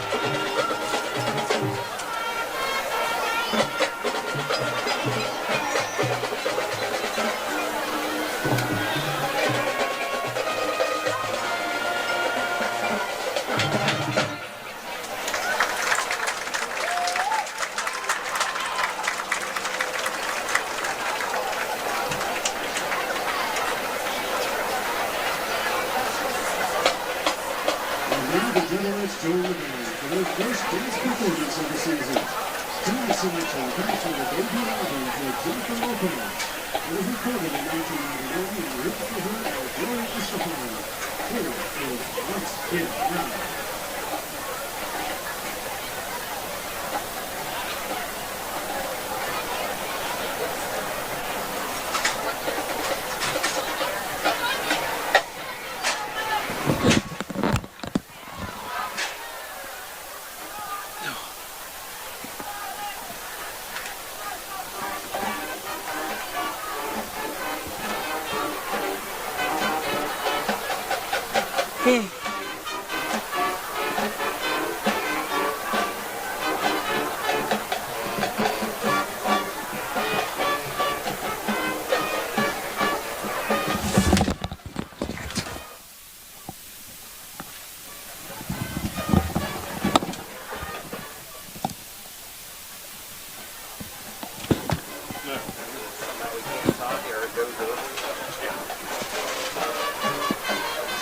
Well, at least they're running a good halftime, so we don't have to talk. Yeah.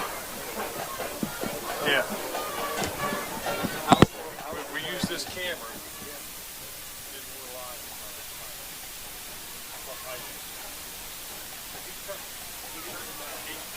That thing and this thing turns. This thing turns the whole arm. That thing turns the camera. Yeah, I realized that one, and I hadn't messed with it enough. Yeah. That's the first time I've seen this thing. It's not like you're using a tripod. Yeah. Little baby.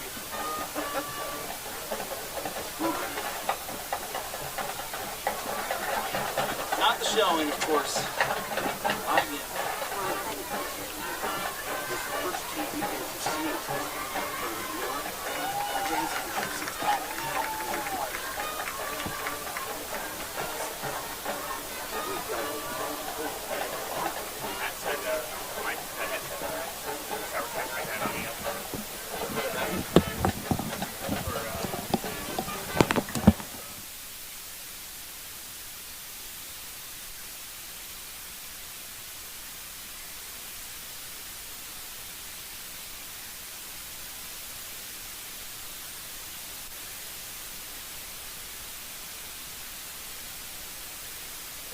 Newark.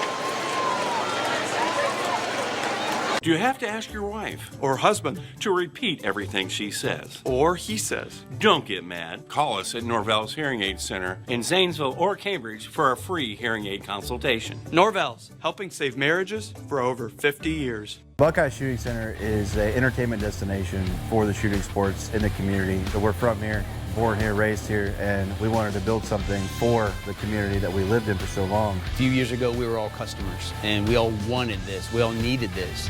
But where do you find it? Our community needed this location. It needed this gun range, and it needed to be the best. The relationship with Community Bank is, I don't feel like I'm one of a million people. I'm one in a million people. Your locally owned Tire Pros, City Tire Zanesville, Coshocton City Tire, and Buckeye Tire Pros of Cambridge have the largest inventory in a 3-county area. They offer a simple, straightforward approach to tire and auto service that includes nationwide warranties, hassle-free experience, and a vast selection of Michelin tires. No matter what you drive or where you've driven, Michelin has a tire to fit any need, and we offer service for your commercial vehicles to keep your business rolling. When you need tires, think of us, your locally owned tire dealers. Find the car you want now. The truck you want now. The travel trailer you want now at ThinksQualityAutos.com. Find the performance you want now. Luxury you want now. Economy you want now at ThinksQualityAutos.com. Cars, trucks, vans, SUVs, even travel trailers. Get the vehicle you want for less at Thinks. Find it now at Thinks or online at ThinksQualityAutos.com. Quick as a wink, deal with Thinks. When it comes to your health and well-being, everyone can use a helping hand. That's why Northside Pharmacy goes the extra mile to safeguard your health and wellness. From advice on proper use of your medications to keeping our community safe, we've got you covered. Day or night. Northside, your pharmacy for life.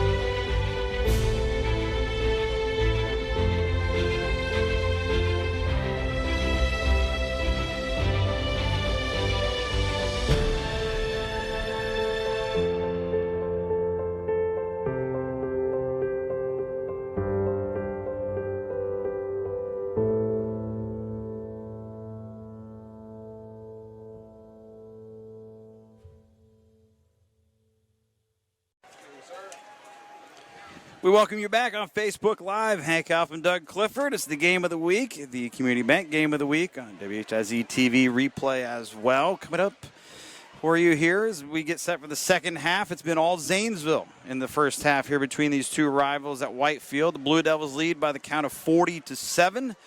As Zanesville looks to make it 6 straight wins in the series and 15 of the last 16 overall. Newark's last win was 6 years ago here at Whitefield, 2016. Not going to happen here tonight, Doug, barring a miracle of all miracles.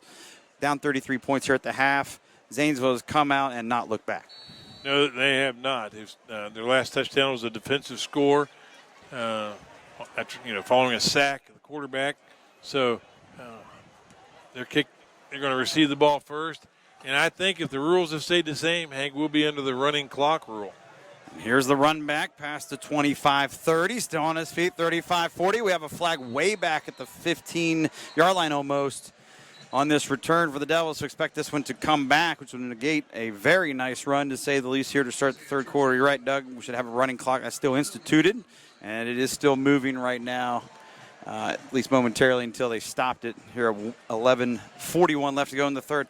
You mentioned that return for a touchdown as they go through the penalty here, and Zanesville will start on offense to start the half. Trajan Bradford was the masked man. Okay. Not listed in the roster sheet here for us, and wearing number 63. A 41-yard return was the last score for Zanesville at the 2:29 mark of the second quarter, just before the half. So kudos to Bradford. Blue Devils defense. Both sides of the ball look spectacular here for first-year head coach TJ Langermeyer.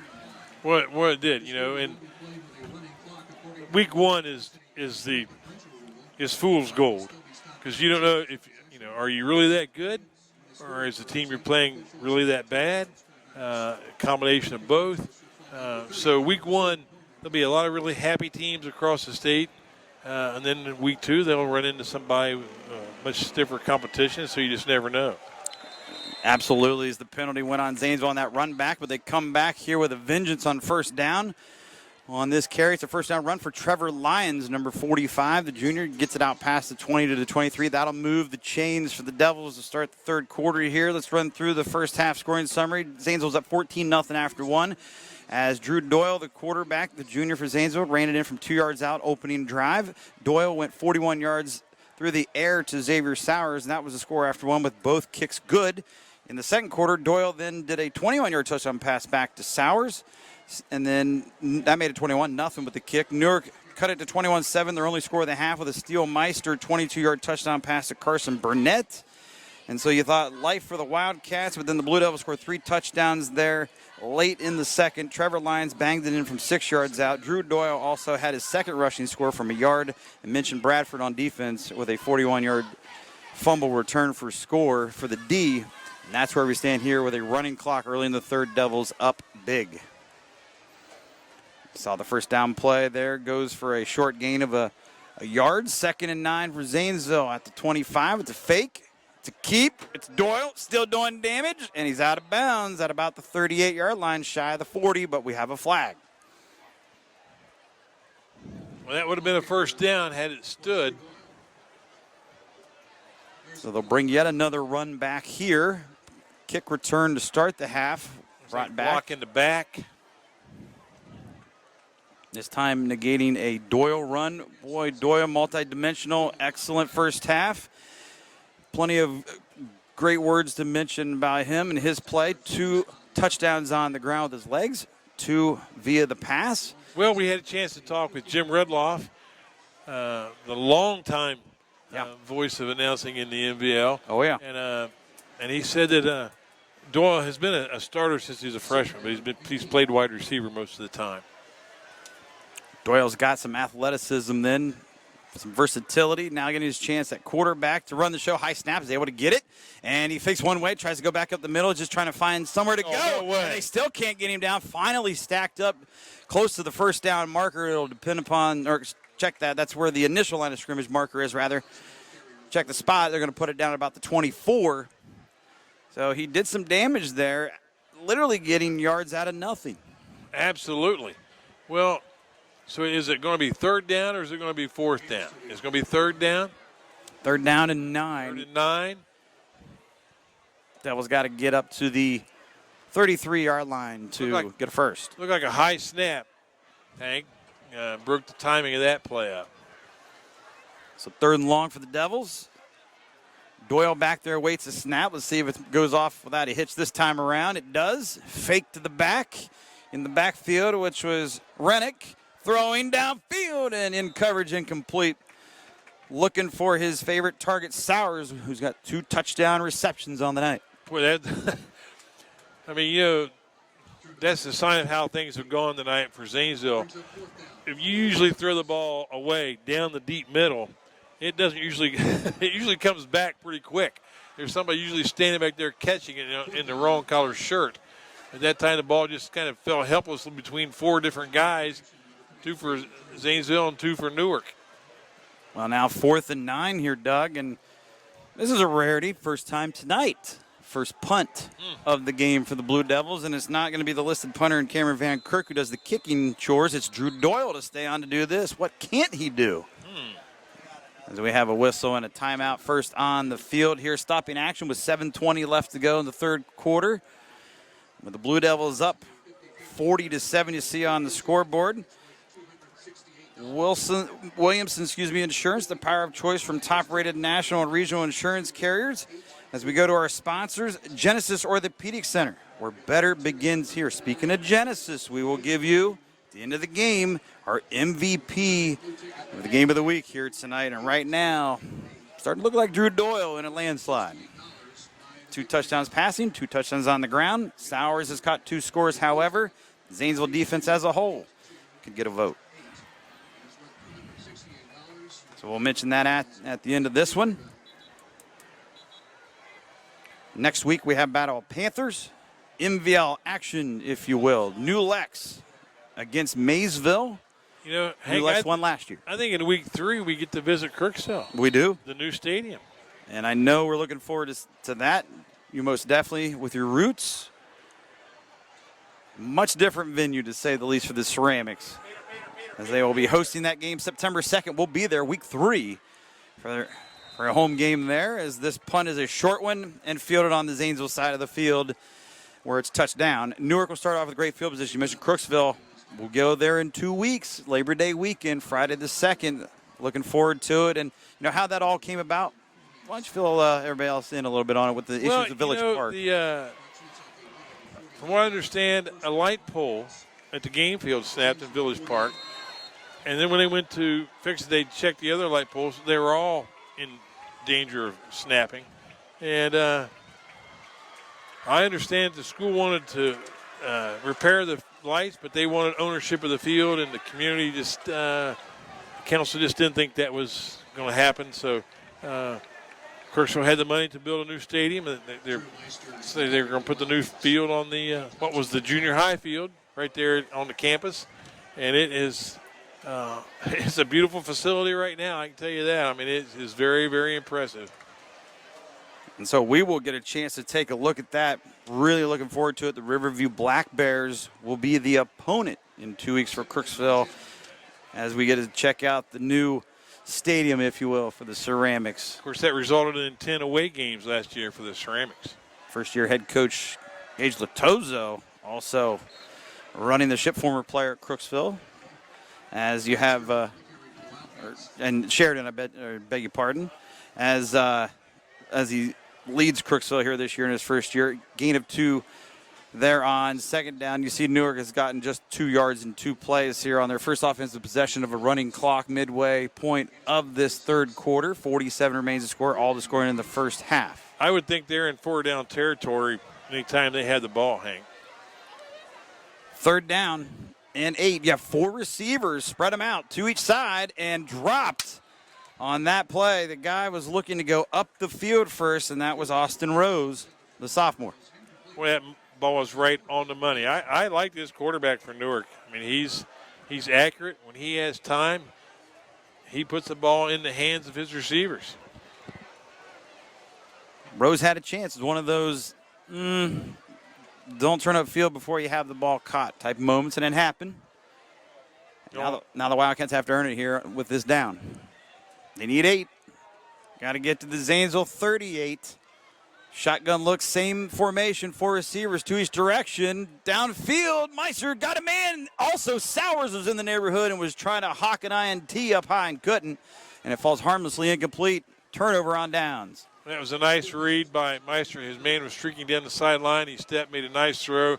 But that middle safety, that's what he's back there for, to make that play.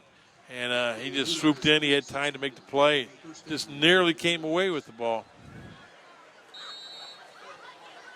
You know, you get on to the game of the weeks here, Doug, as we look further ahead. We got Crooksville in 2 weeks. Next week, I told you Battle of the Panthers, Maysville, New Lexington. You got Rosecrans on September 9th taking on Steubenville Central Catholic. Hey, the Bishops trying to turn things around. They have 31 players that can go 11-11 now in scrimmage, so They have increased the amount of players on the roster. So look out for the Bishops. They were a playoff team in their division last year, albeit a losing record at 4-6 making it.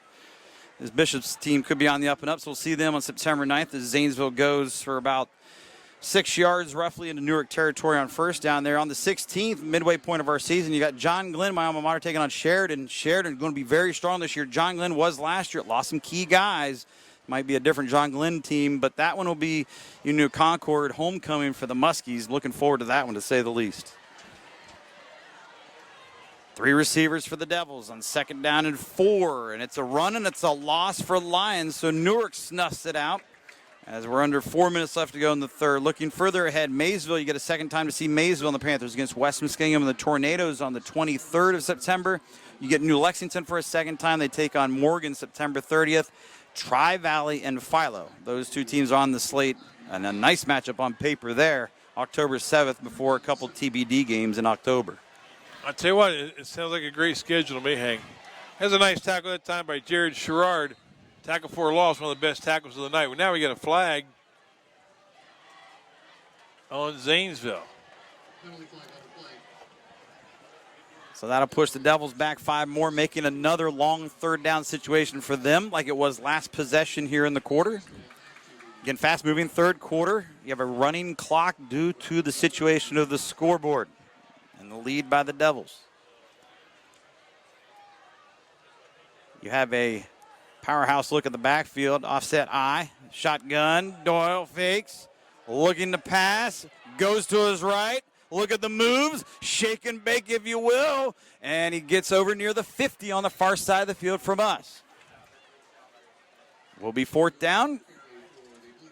Hard, tough running yet again from the junior signal caller in Drew Doyle. Well, some good blocks here. Got that man out of the way, picked that man off. Another block there. Nice job of blocking on a play that kind of blew up on him. Well, if the two-a-day practices and the scrimmages, so on and so forth, haven't gotten you ready to be in shape, Doyle's doing so tonight, and Doyle's wrapped up. His helmet's flying off. Flags come in, multiple flags due to that. As Doyle's hat is off there at the end of the play. 3 markers due to it. All officials in stripes saw it. So that's probably going to be a penalty on Newark here. It's unfortunate with a face mask, Newark was going to get the ball back. Yes, they were. Not now. Doyle's like to get his head back. Well, it was one of those things, got to cut a few hairs down. By the way, I got a hair trim today as well. You know, just trying to look good for you, Doug. Well, hey, got good hands with my wife. She does the. I took a shower. We were match hygiene there. I mean, I got cleaned up a little bit. In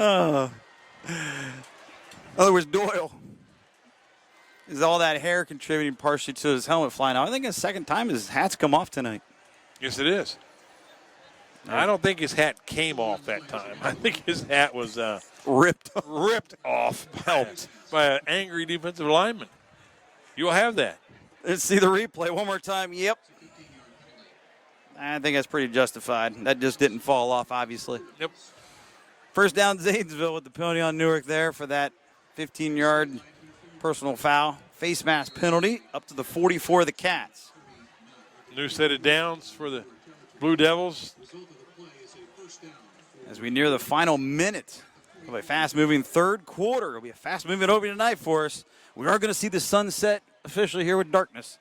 However, before this game's over. Shotgun look, Doyle. Handoff Lions. Lions charging forward for about 10, close to the sticks, the 34 of Newark. Depends upon the spot. Some pancake blocks in that secondary. I mean, Doyle, you can see what he can do, but how about Lions? You know, Blue Devils have some guys back in the stable here in the backfield as well. Well, you're watching the backs, man. I watched an offensive lineman absolutely squash a Wildcat, one of the linebackers, I believe. Woohoo, man. Called second and inches. And you're right, they are bullying up front. There's another gaping hole and upended and flipping down his Lions, but not before he gets inside the 30 to the 27 for 7 more yards. I'll tell you what, in this last couple of plays, nobody's touching the running back until he gets to the safeties. That's it. Third quarter, baby. We're in the fourth quarter of the game right now. Yeah, just like that. 3 quarters in the books. We had no scoring in that fast-moving third. Didn't need it if you're Zanesville. All the damage done in the first half. 40-7 when we flip the script for the final 12 here at Whitefield at Newark High on the Community Bank Game of the Week. One of the benefits of being an independent agent, if your rate goes up at your renewal, we can shop it with other companies to keep your price and your costs down. We've got over a dozen carriers here that we represent. We call that the power of choice. We have the ability and flexibility to do what's best for you. By directly representing several reputable insurance companies like Grange, we can put your interests first when insuring your auto, home, business, or life. Call Williamson Insurance Service, representing Grange Insurance in Zanesville, Newark, and Pataskala. Grandchildren say some of the cutest things. Don't miss out on any of them just because you can't hear. Call us at Norvell's for a free hearing aid consultation. Because when it comes to your grandchildren, you don't want to miss a thing. Norvell's Hearing Aid Center, we're always here for you. In 16 years here at Foxfire, the best part of my job is seeing kids that you never ever thought would succeed or graduate walk across that stage and graduate. We also teach character education, and we feel here at Foxfire it's an important part of life, you know, the relationships we build and treating people the way they should be treated. That just means that they're trying and they're doing what they might not have been told they could do before. Join us at Foxfire this fall and you won't regret it.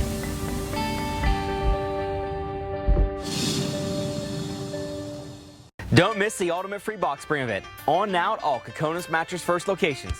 Hi, Bo Kokonas. Choose any size Serta, Beautyrest, or even Tempur-Pedic mattress set, and you only pay for the mattress. The box spring is free. Or better yet, upgrade to the benefits of a free power adjustable base with qualifying purchase. Plus, right now at Kokonas, you can sleep interest-free for up to 6 full years. Even get free delivery and setup with our Gold Purchase Plan. Don't miss the Ultimate Free Box Spring event. On now at all Kokonas Mattress First locations. La Cabra Craft Tacos is really an expression of a dream that we've kind of had for a while. We really wanted to bring fresh, non-processed foods in an environment that's family-friendly to Zanesville, that they don't have to travel to Columbus to get that experience.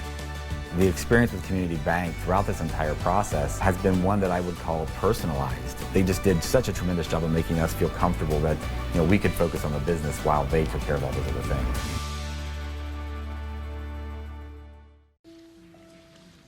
So there you are, shuffling through a stack of resumes and you come to mine.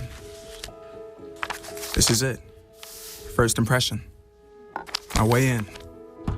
But here's the thing, can my resume show you how I truly stand out? Can one piece of paper really tell you my whole story? Like that I was studying, going to night school while working 2 jobs just to help my parents pay for groceries. Or how anytime there was an opportunity, I was the first one to step up.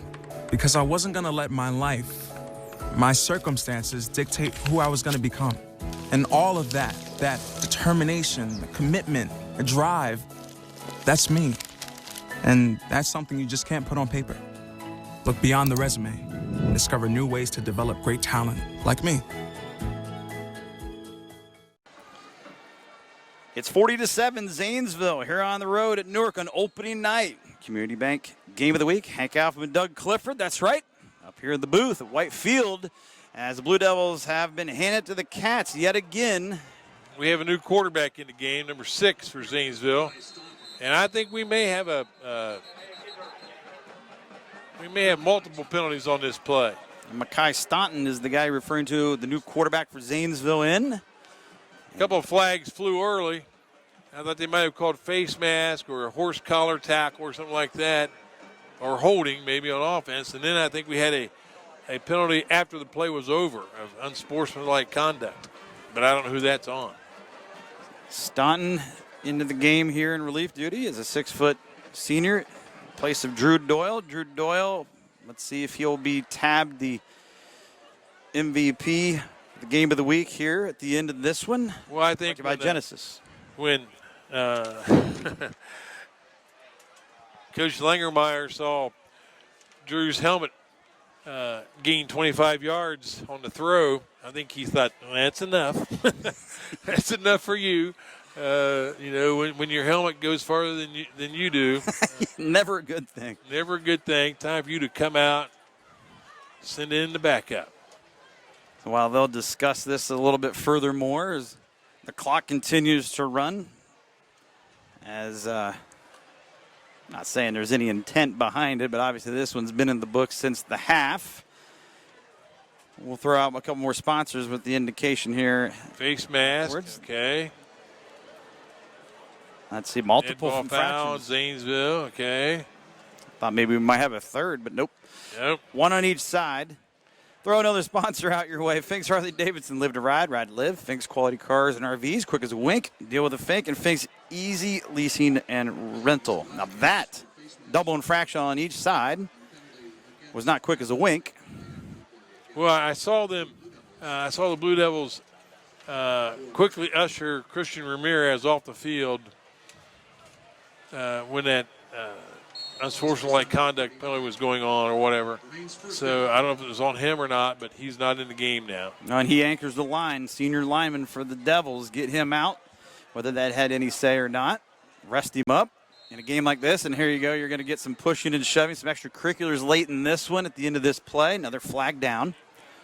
You got to be careful this time of the game when it's out of control on the scoreboard with emotions running high. Well, if you get removed from the game, then you're removed next week too, if you get kicked out by the referees. So, this is no time to get ejected from the football game.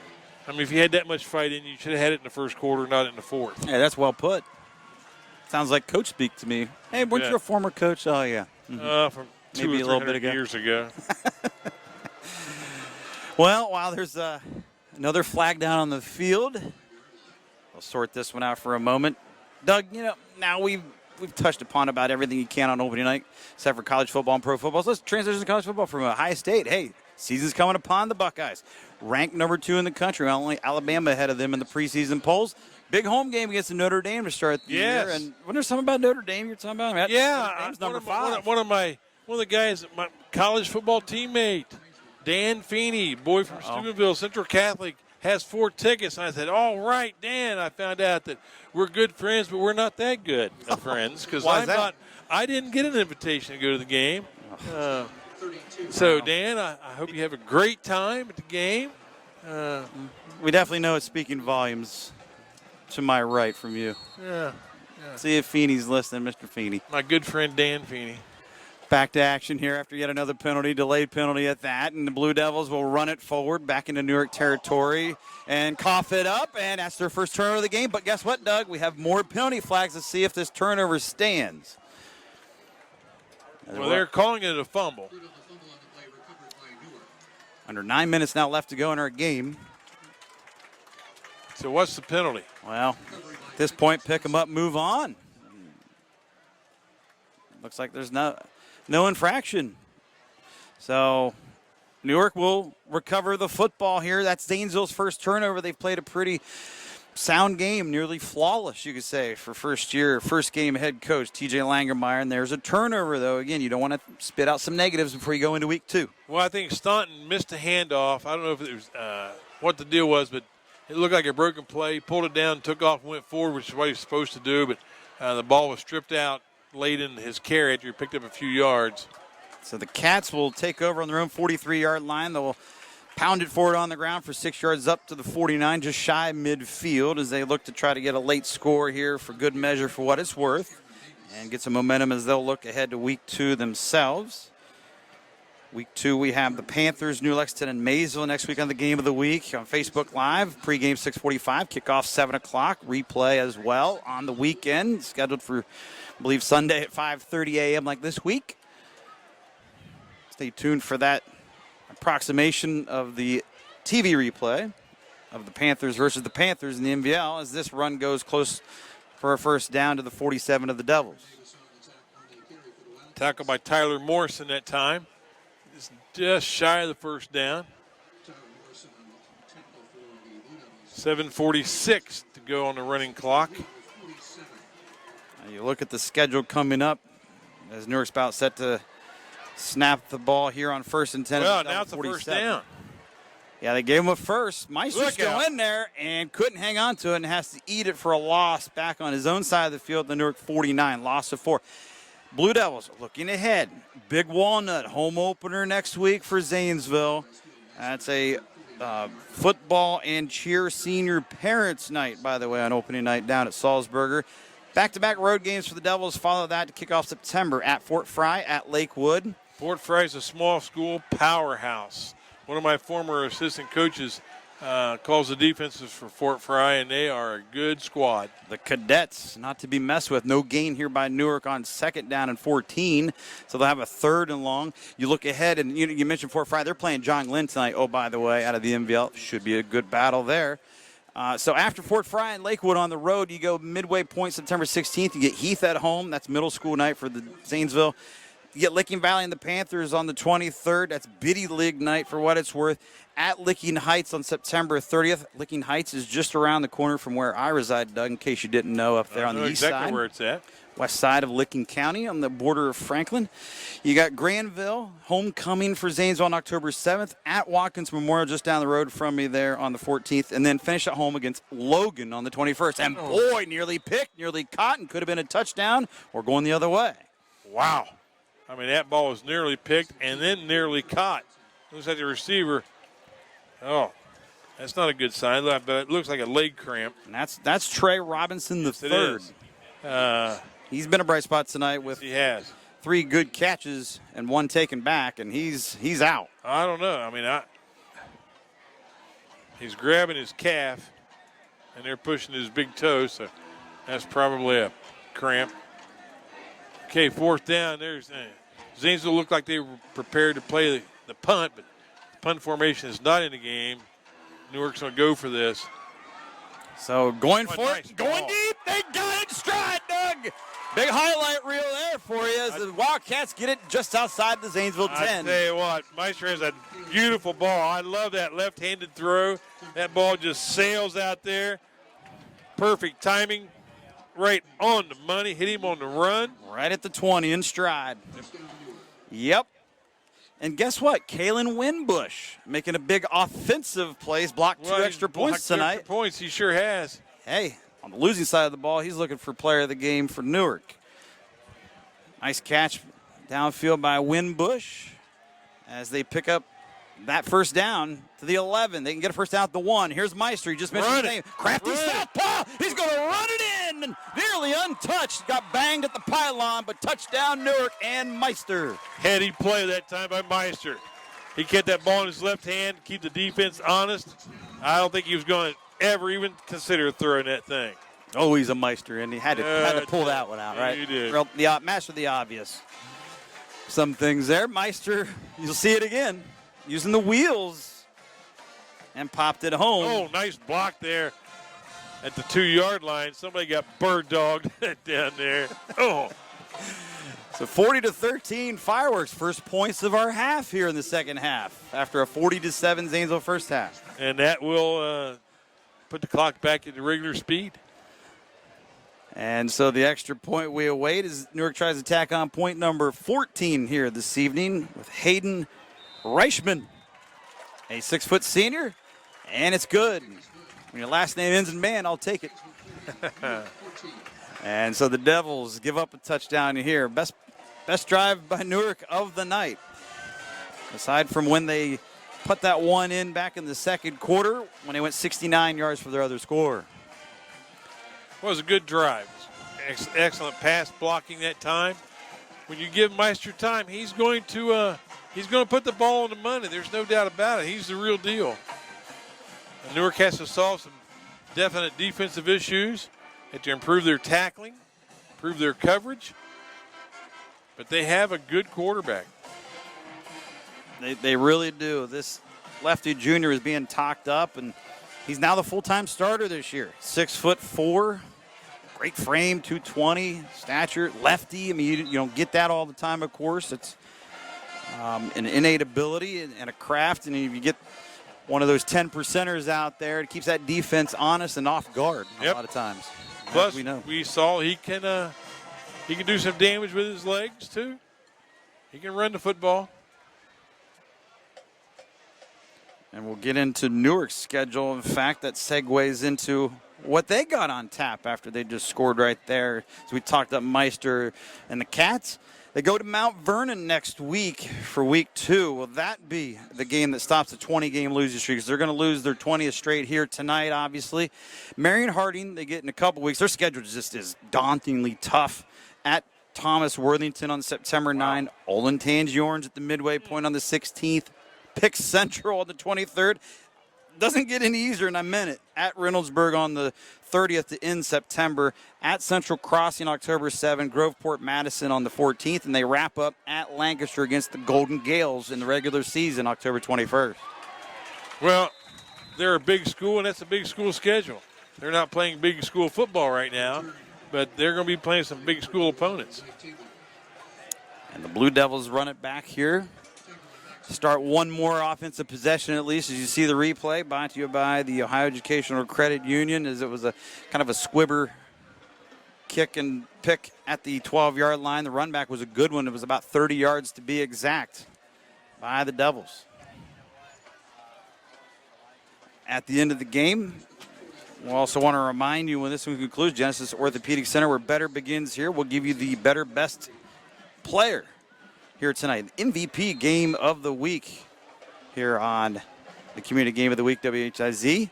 I know my vote is cast. I think it's probably unanimous. There's been a lot of good plays on the Zanesville side. You've seen some good ones from Newark, especially the last one there by Meister, last couple from him. But, yeah, I think we both have somebody in mind that we can agree with. And you've been watching or listening from the outset to us here. You would probably concur when we conclude. It's probably not going to be a secret here towards the end of the game in the final 4 minutes. Looks like we have another new quarterback in the game. I think that's Antonio Whiteside, number 22. And so it'll be second down 12. Devils lost a couple yards there on first down, as again, a lot of newbies now starting to trickle their way in here in the fourth quarter, including this guy taking a run upfield around the left end. And Whiteside, you just mentioned the name. 6'1" sophomore, third-string quarterback for Coach Langermeyer. Well, there's no doubt from what I've seen tonight that the quarterback is he's a primary ball carrier. I mean, he's just as liable to carry the football as one of the other backs. So the quarterback is definitely a dual threat player in the backfield, and every defense that plays them is going to have to account for that. He can throw it, he can run it. Whoever they have a quarterback has done both jobs. They've both run it. See if Antonio gets a chance to throw it here. Looking to pass. It's a fake. There it is. You called it. Whiteside stops, throws, and a nice job by the sophomore Whiteside finding the receiver for a first down to the Newark 41-yard line, but a flag might bring back the completion for him. Well, that's a shame. That's illegal man down the field, I think, is the preliminary sign. Back near the original line of scrimmage as they sort that out. And it is on Zanesville. And, you know, we mentioned Ohio State there briefly minutes back. And, you know, and the tickets there at Notre Dame starts off their season. Wow, what a game that is. The shoe, you know, the ranked second or the Buckeyes are always in the run. Expect the usual suspects. Alabama's ranked first. Georgia, the defending champs. Yep, Georgia won it. Number 3, you got Clemson up there. Yeah, team up north. Beat the Buckeyes last year in Michigan. Yeah, I said the name. I got it. I can't be too impartial here. They're in the top 10. Expect Harbaugh and his team to be there towards the end of the season. That will always be the matchup that, you know, you come to expect at the end of the year in November. So we'll see how it goes in college football. We'll have an NFL dose for a moment, if you will, if we have a chance to. Here's a pass by Whiteside this time that falls incomplete. So he gets a completion taken off the board, but he gets an incompletion now put on the stat sheet as he overthrew it. Well, he got a little bit of pressure that time from number 25 for Newark, Cameron Davis. Well, fourth down, about 13 for Zanesville. They're going to have to kick it away here with 2:38 left to go in our game. You see the score again, 40-14 Zanesville. And I'll throw out a sponsor here, Foxfire Schools, free public alternative education serving students grades K through 12. Kokonis Furniture and Mattress First always make it easier for you to furnish your home. Here is the kick. Really no pressure on as this is going to be fielded and fumbled, but kept. Nope, hang on. Maybe Newark lost it here at their own 27-yard line. Let's see who came out. It's going to be Newark's ball. At the bottom of it, you're right. Braylon Stevens. Called for the fair catch. Just couldn't handle it. Braylon Stevens did hang on to it. The MVP at the end of this one. Our Game of the Week MVP again when this one concludes. We'll mention that one, brought to you again by Genesis Orthopedic Center, where better begins here. So, Doug, real quick, we have a few minutes. Obviously, we got the Panthers next week, New Lex and Maysville. Looking forward to week 2 as we flip the tide there and go back into the MVL schedule for the first time together here in 2022. NFL, who you like? You got the Rams beat Cincinnati Bengals and Joe Burrow, who made it out of the AFC representing. Burrow's back from his appendectomy surgery. Do you expect Cincy to make another run? I do. I think Joe Burrow's that kind of player. He's going to look out. Look out. We'll take a timeout for a Zanesville recovery and near score. As nearly running it into the house there with another Newark turnover and a fumble rumble, almost to be, but not quite. J.J. Willett, sophomore lineman. That ball ricocheted directly to J.J., and he knew exactly which direction to go. So Willett nearly took it to the house. Would have been the second fumble return for score tonight for the Devils, down at the 6 when they take over here on first down with a couple minutes left to go. Back to the pros there for a second. You like Burrow and the Bengals' chances. Hey, Mahomes lost a weapon in Tyreek Hill. Kansas City, you think, is always going to probably be there deep in the AFC run. Team that they rallied and beat it last year, did the Bengals in the playoffs. Do you see the Rams repeating? What about Rodgers, Brady? Green Bay, Tampa Bay, the Bays have any chance? I like the Rams. I like the Bengals. And I tell you, I like the Buffalo Bills. Can't forget the Buffalo Bills. Circle those wagons. I didn't mention that to see if you did. You caught on Josh Allen. He's not a secret. No, he's not. I mean, I like the way they play. Their style of football is they play hard-nosed football. If you got to go to Buffalo to play, it's not an easy place to play football. And so I like those guys. Well, you mentioned the Bills there, and you just talked about the Rams. You like them too. Those are the two teams that will square off on opening night, Thursday, September 8th, to kick off our NFL season. I will predict that the Cowboys will choke at some point in the season. Well, that's what they've done ever since about 1995, huh? That's right. Yep. So I have no confidence in them. We have extracurricular flags at the end of this run, Doug. Yep. As we wind this one up again, you kind of expect to see some of the slide play. You got a lot of newcomers, motions running high, rivalry game, not close on the scoreboard. A lot of things in play, including a running clock. Although at the second, it's not due to the penalty infraction here. 2 minutes, 11 seconds left to go. As the Blue Devils got great field position with a fumble recovery and return down to the 6. This will be marched halfway to the goal to the 3. It's on Newark for unsportsmanlike. Well, we used to tell our kids that, that sport's called boxing. And you don't wear a helmet, and you can beat each other all you want. But, don't pick a fight with a guy that's wearing a helmet and shoulder pads. Much different game. Totally agree.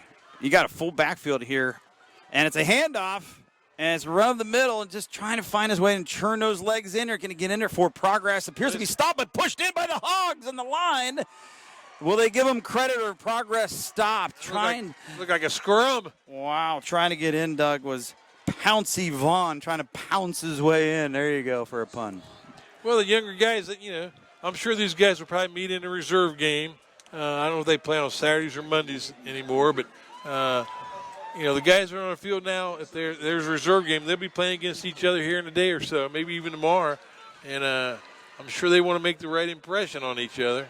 No doubt about it, and they'll mark it at the couple-inch line, just outside the goal line here to score. Second down, 1:17, clock running.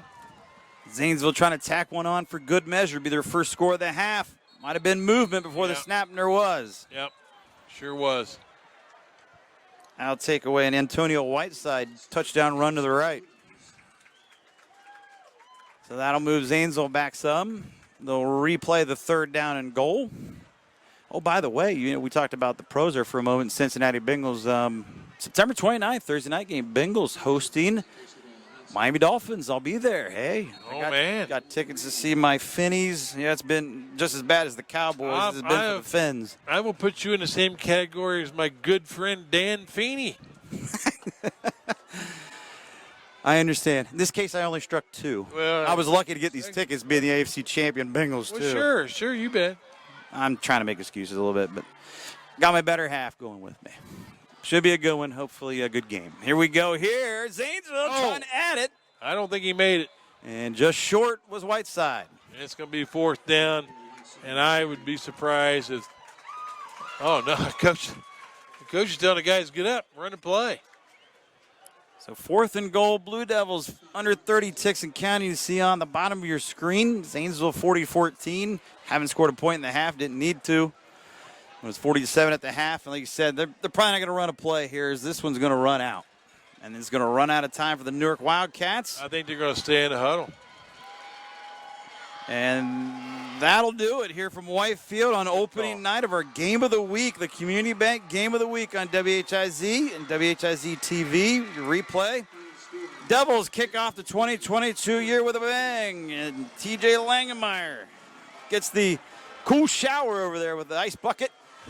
First varsity game as head coach, and he gets the win here for his ZHS team on the road in Newark against the rival Cats. 6 straight over Newark they have beaten them, and 15 out of 16 overall. All-time series, Zanesville now 61-51 and 4 ties. They have a 10-win advantage on the Cats overall as well. Doug, we'll come back with the final wraps on this one here in just a moment as the two teams shake hands as they come across the field, and we'll tell you how Zanesville ended up winning this one 40-14, and we'll give you the MVP of the Game of the Week. Denny's all-time favorite Super Slam is back. Get bacon, sausage, eggs, hash browns, and buttermilk pancakes for only $6.99. Give your wallet a break and send it on a Summer Slamcation. The hottest deals are at Denny's, America's value destination. It stays modern. It goes on, and it's been in town here for over 40 years. It's more than just a haircut. It's just more than a chemical treatment. It's people taking care of people. I'm very proud that we have created what I believe is an atmosphere of possibility. Community Bank checked a lot of boxes in a time when I needed to do some changes. And when I push back a little bit, sometimes they work with me on that, and that's about all you can ask for. Mom, softball's over. What am I going to do next? School's about to start. Why don't we try band? I'm going into the 5th grade this year, and I think I want to do band. Awesome. Let's see which instrument fits you best.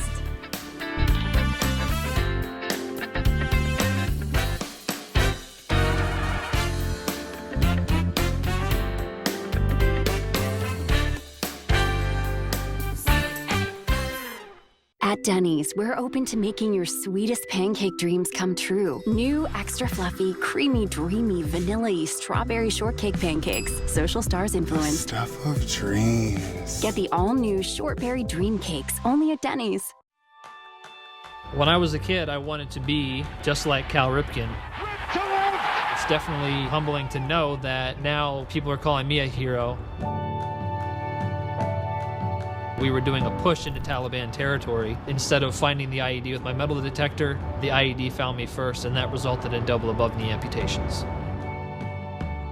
There are people now that are looking up to you for their inspiration and to be their role model. Nice to meet you. Good. How are you doing? Meeting Cal for the first time was surreal. I mean, it's hard to describe the feeling of meeting somebody that you've always wanted to be like. You're realizing that there are people now that are looking up to you for their inspiration and to be their role model. And so it certainly is sobering, and it comes with a weight of responsibility. It's so important that we continue to help veterans into the foreseeable future. For more information, visit saluteheroes.org. Back here at Whitefield in Newark, Hank Hoffman, Doug Clifford. 2022 season has started off with a bang for the Zanesville Blue Devils on the road as they come into Whitefield and win it 40-14. As they did it all pretty much in the first half. They were up 40-7 at halftime. Never looked back. Let's go take a look at the Ohio Educational Credit Union replay and highlights, if you will, of this one. Zanesville got off on the right foot, and you'll see in the upper right-hand corner a touchdown reception there by Xavier Sowers. He had 2 on the night from Drew Doyle, the junior quarterback from the Devils, who threw that one to him. And that was a nice play there, Doug. He went up to grab that one in traffic. He did. Took it away. As you roll along, a little more highlights here, and we mean roll along a little bit slowly for you. We'll talk about Doyle some more. Doyle threw that touchdown pass there. That one went for 21 yards to Sowers. He threw a 41-yarder to Sowers in the first quarter as well. He would add 2 on the ground. More on that later. Let's go to Newark, though. Down 21-0 at this point in the second. Hey, they get on the board. Nice touchdown pass there. It was a 22-yard strike from the junior Steele Meister to Carson Burnett, also a junior. And they were off the schneid, and it might be a game, we thought, 21-7, but nope. There goes Doyle. There goes that man. 73 yards. Could he go all the way? No, he cannot. He would be caught here downfield by Drayson Peterson, but he would eventually score later on the ground. That one helped cash in by a touchdown here, 6 yards out from Trevor Lyons. Zanesville extended the lead out to 28-7 right there. They wouldn't look back. Doyle would bang it in from a yard out. You see right there on the screen to go up 34-7. Extra point was blocked. Blue Devils would get a defensive score eventually. Also another extra point blocked. And here that is the combined sack, Doug, and the fumble rumble by Trajan Bradford from 41 yards out. 40-7 Zanesville. At that point, that was the halftime score. Newark scored the only score in the fourth quarter of the second half for the 40-14 final. I was glad we could identify Trajan because his number wasn't in the program. So it would be tough for a defensive lineman to score probably the only touchdown he's ever going to have and then not be recognized for it. So nice job, nice play. Yeah, for first-year head coach TJ Langermeyer, he got the Gatorade bath, so to speak. He got the ice bucket at the end. It was basically a near-flawless performance for a first game for him. He couldn't have scripted it much better than this against your rivals on the road, and you go out and hammer them 40-14, picking up where the former head coach Chad Grandstaff left off. I was impressed with their offensive line play. I was impressed with their poise. They started off with a penalty and a snap over the quarterback's head, and then it was like, first down and a million. Yeah. Didn't bother them a bit. They went right down and scored to their first possession. So they had a great game, great start for the new coach, and it looks like he has the Blue Devils playing pretty well. Really does, and he's a young guy, and he's had some coaching experience over the past decade as an assistant coach, wide receivers coach, linebackers coach at different stops along the way, and now he gets a chance as head coach here at Zanesville, and he starts it off with a successful win, 40-14 over Newark. And we mentioned Drew Doyle during those highlights, Doug. Hey, he had 2 touchdowns on the ground, 2 touchdowns in the air, 4 touchdowns overall.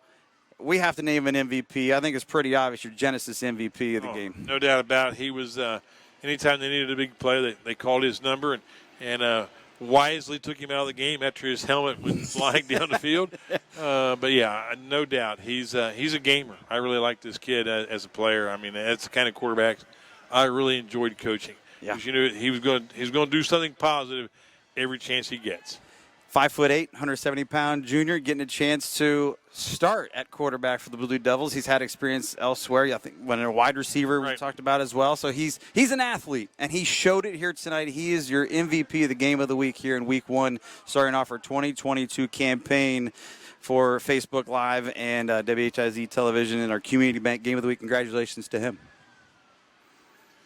The Community Bank High School Football Game of the Week on WHIZ-TV is presented by the Community Bank. Now is the perfect time to join the Go Local movement by banking locally with the Community Bank. Genesis Orthopedic Center, where better begins here. By Williamson Insurance, the power of choice from top-rated national and regional insurance carriers. By Fink's Harley-Davidson, live to ride, ride to live. Fink's Quality Cars and RVs. Quick as a wink, deal with Fink and Fink's Easy Leasing and Rental. By Northside Pharmacy and Northside Oxygen and Medical Equipment. Northside, your pharmacy for life. By Norvell's Hearing Aid Centers in Zanesville and Cambridge, always here for you. By Foxfire Schools, free public alternative education serving students grade K through 12. By Kokonis Furniture and Mattress First, always making it easier for you to furnish your home. By City Tire Pros, serving our community since 1953. When you think tires, think City Tire Pros.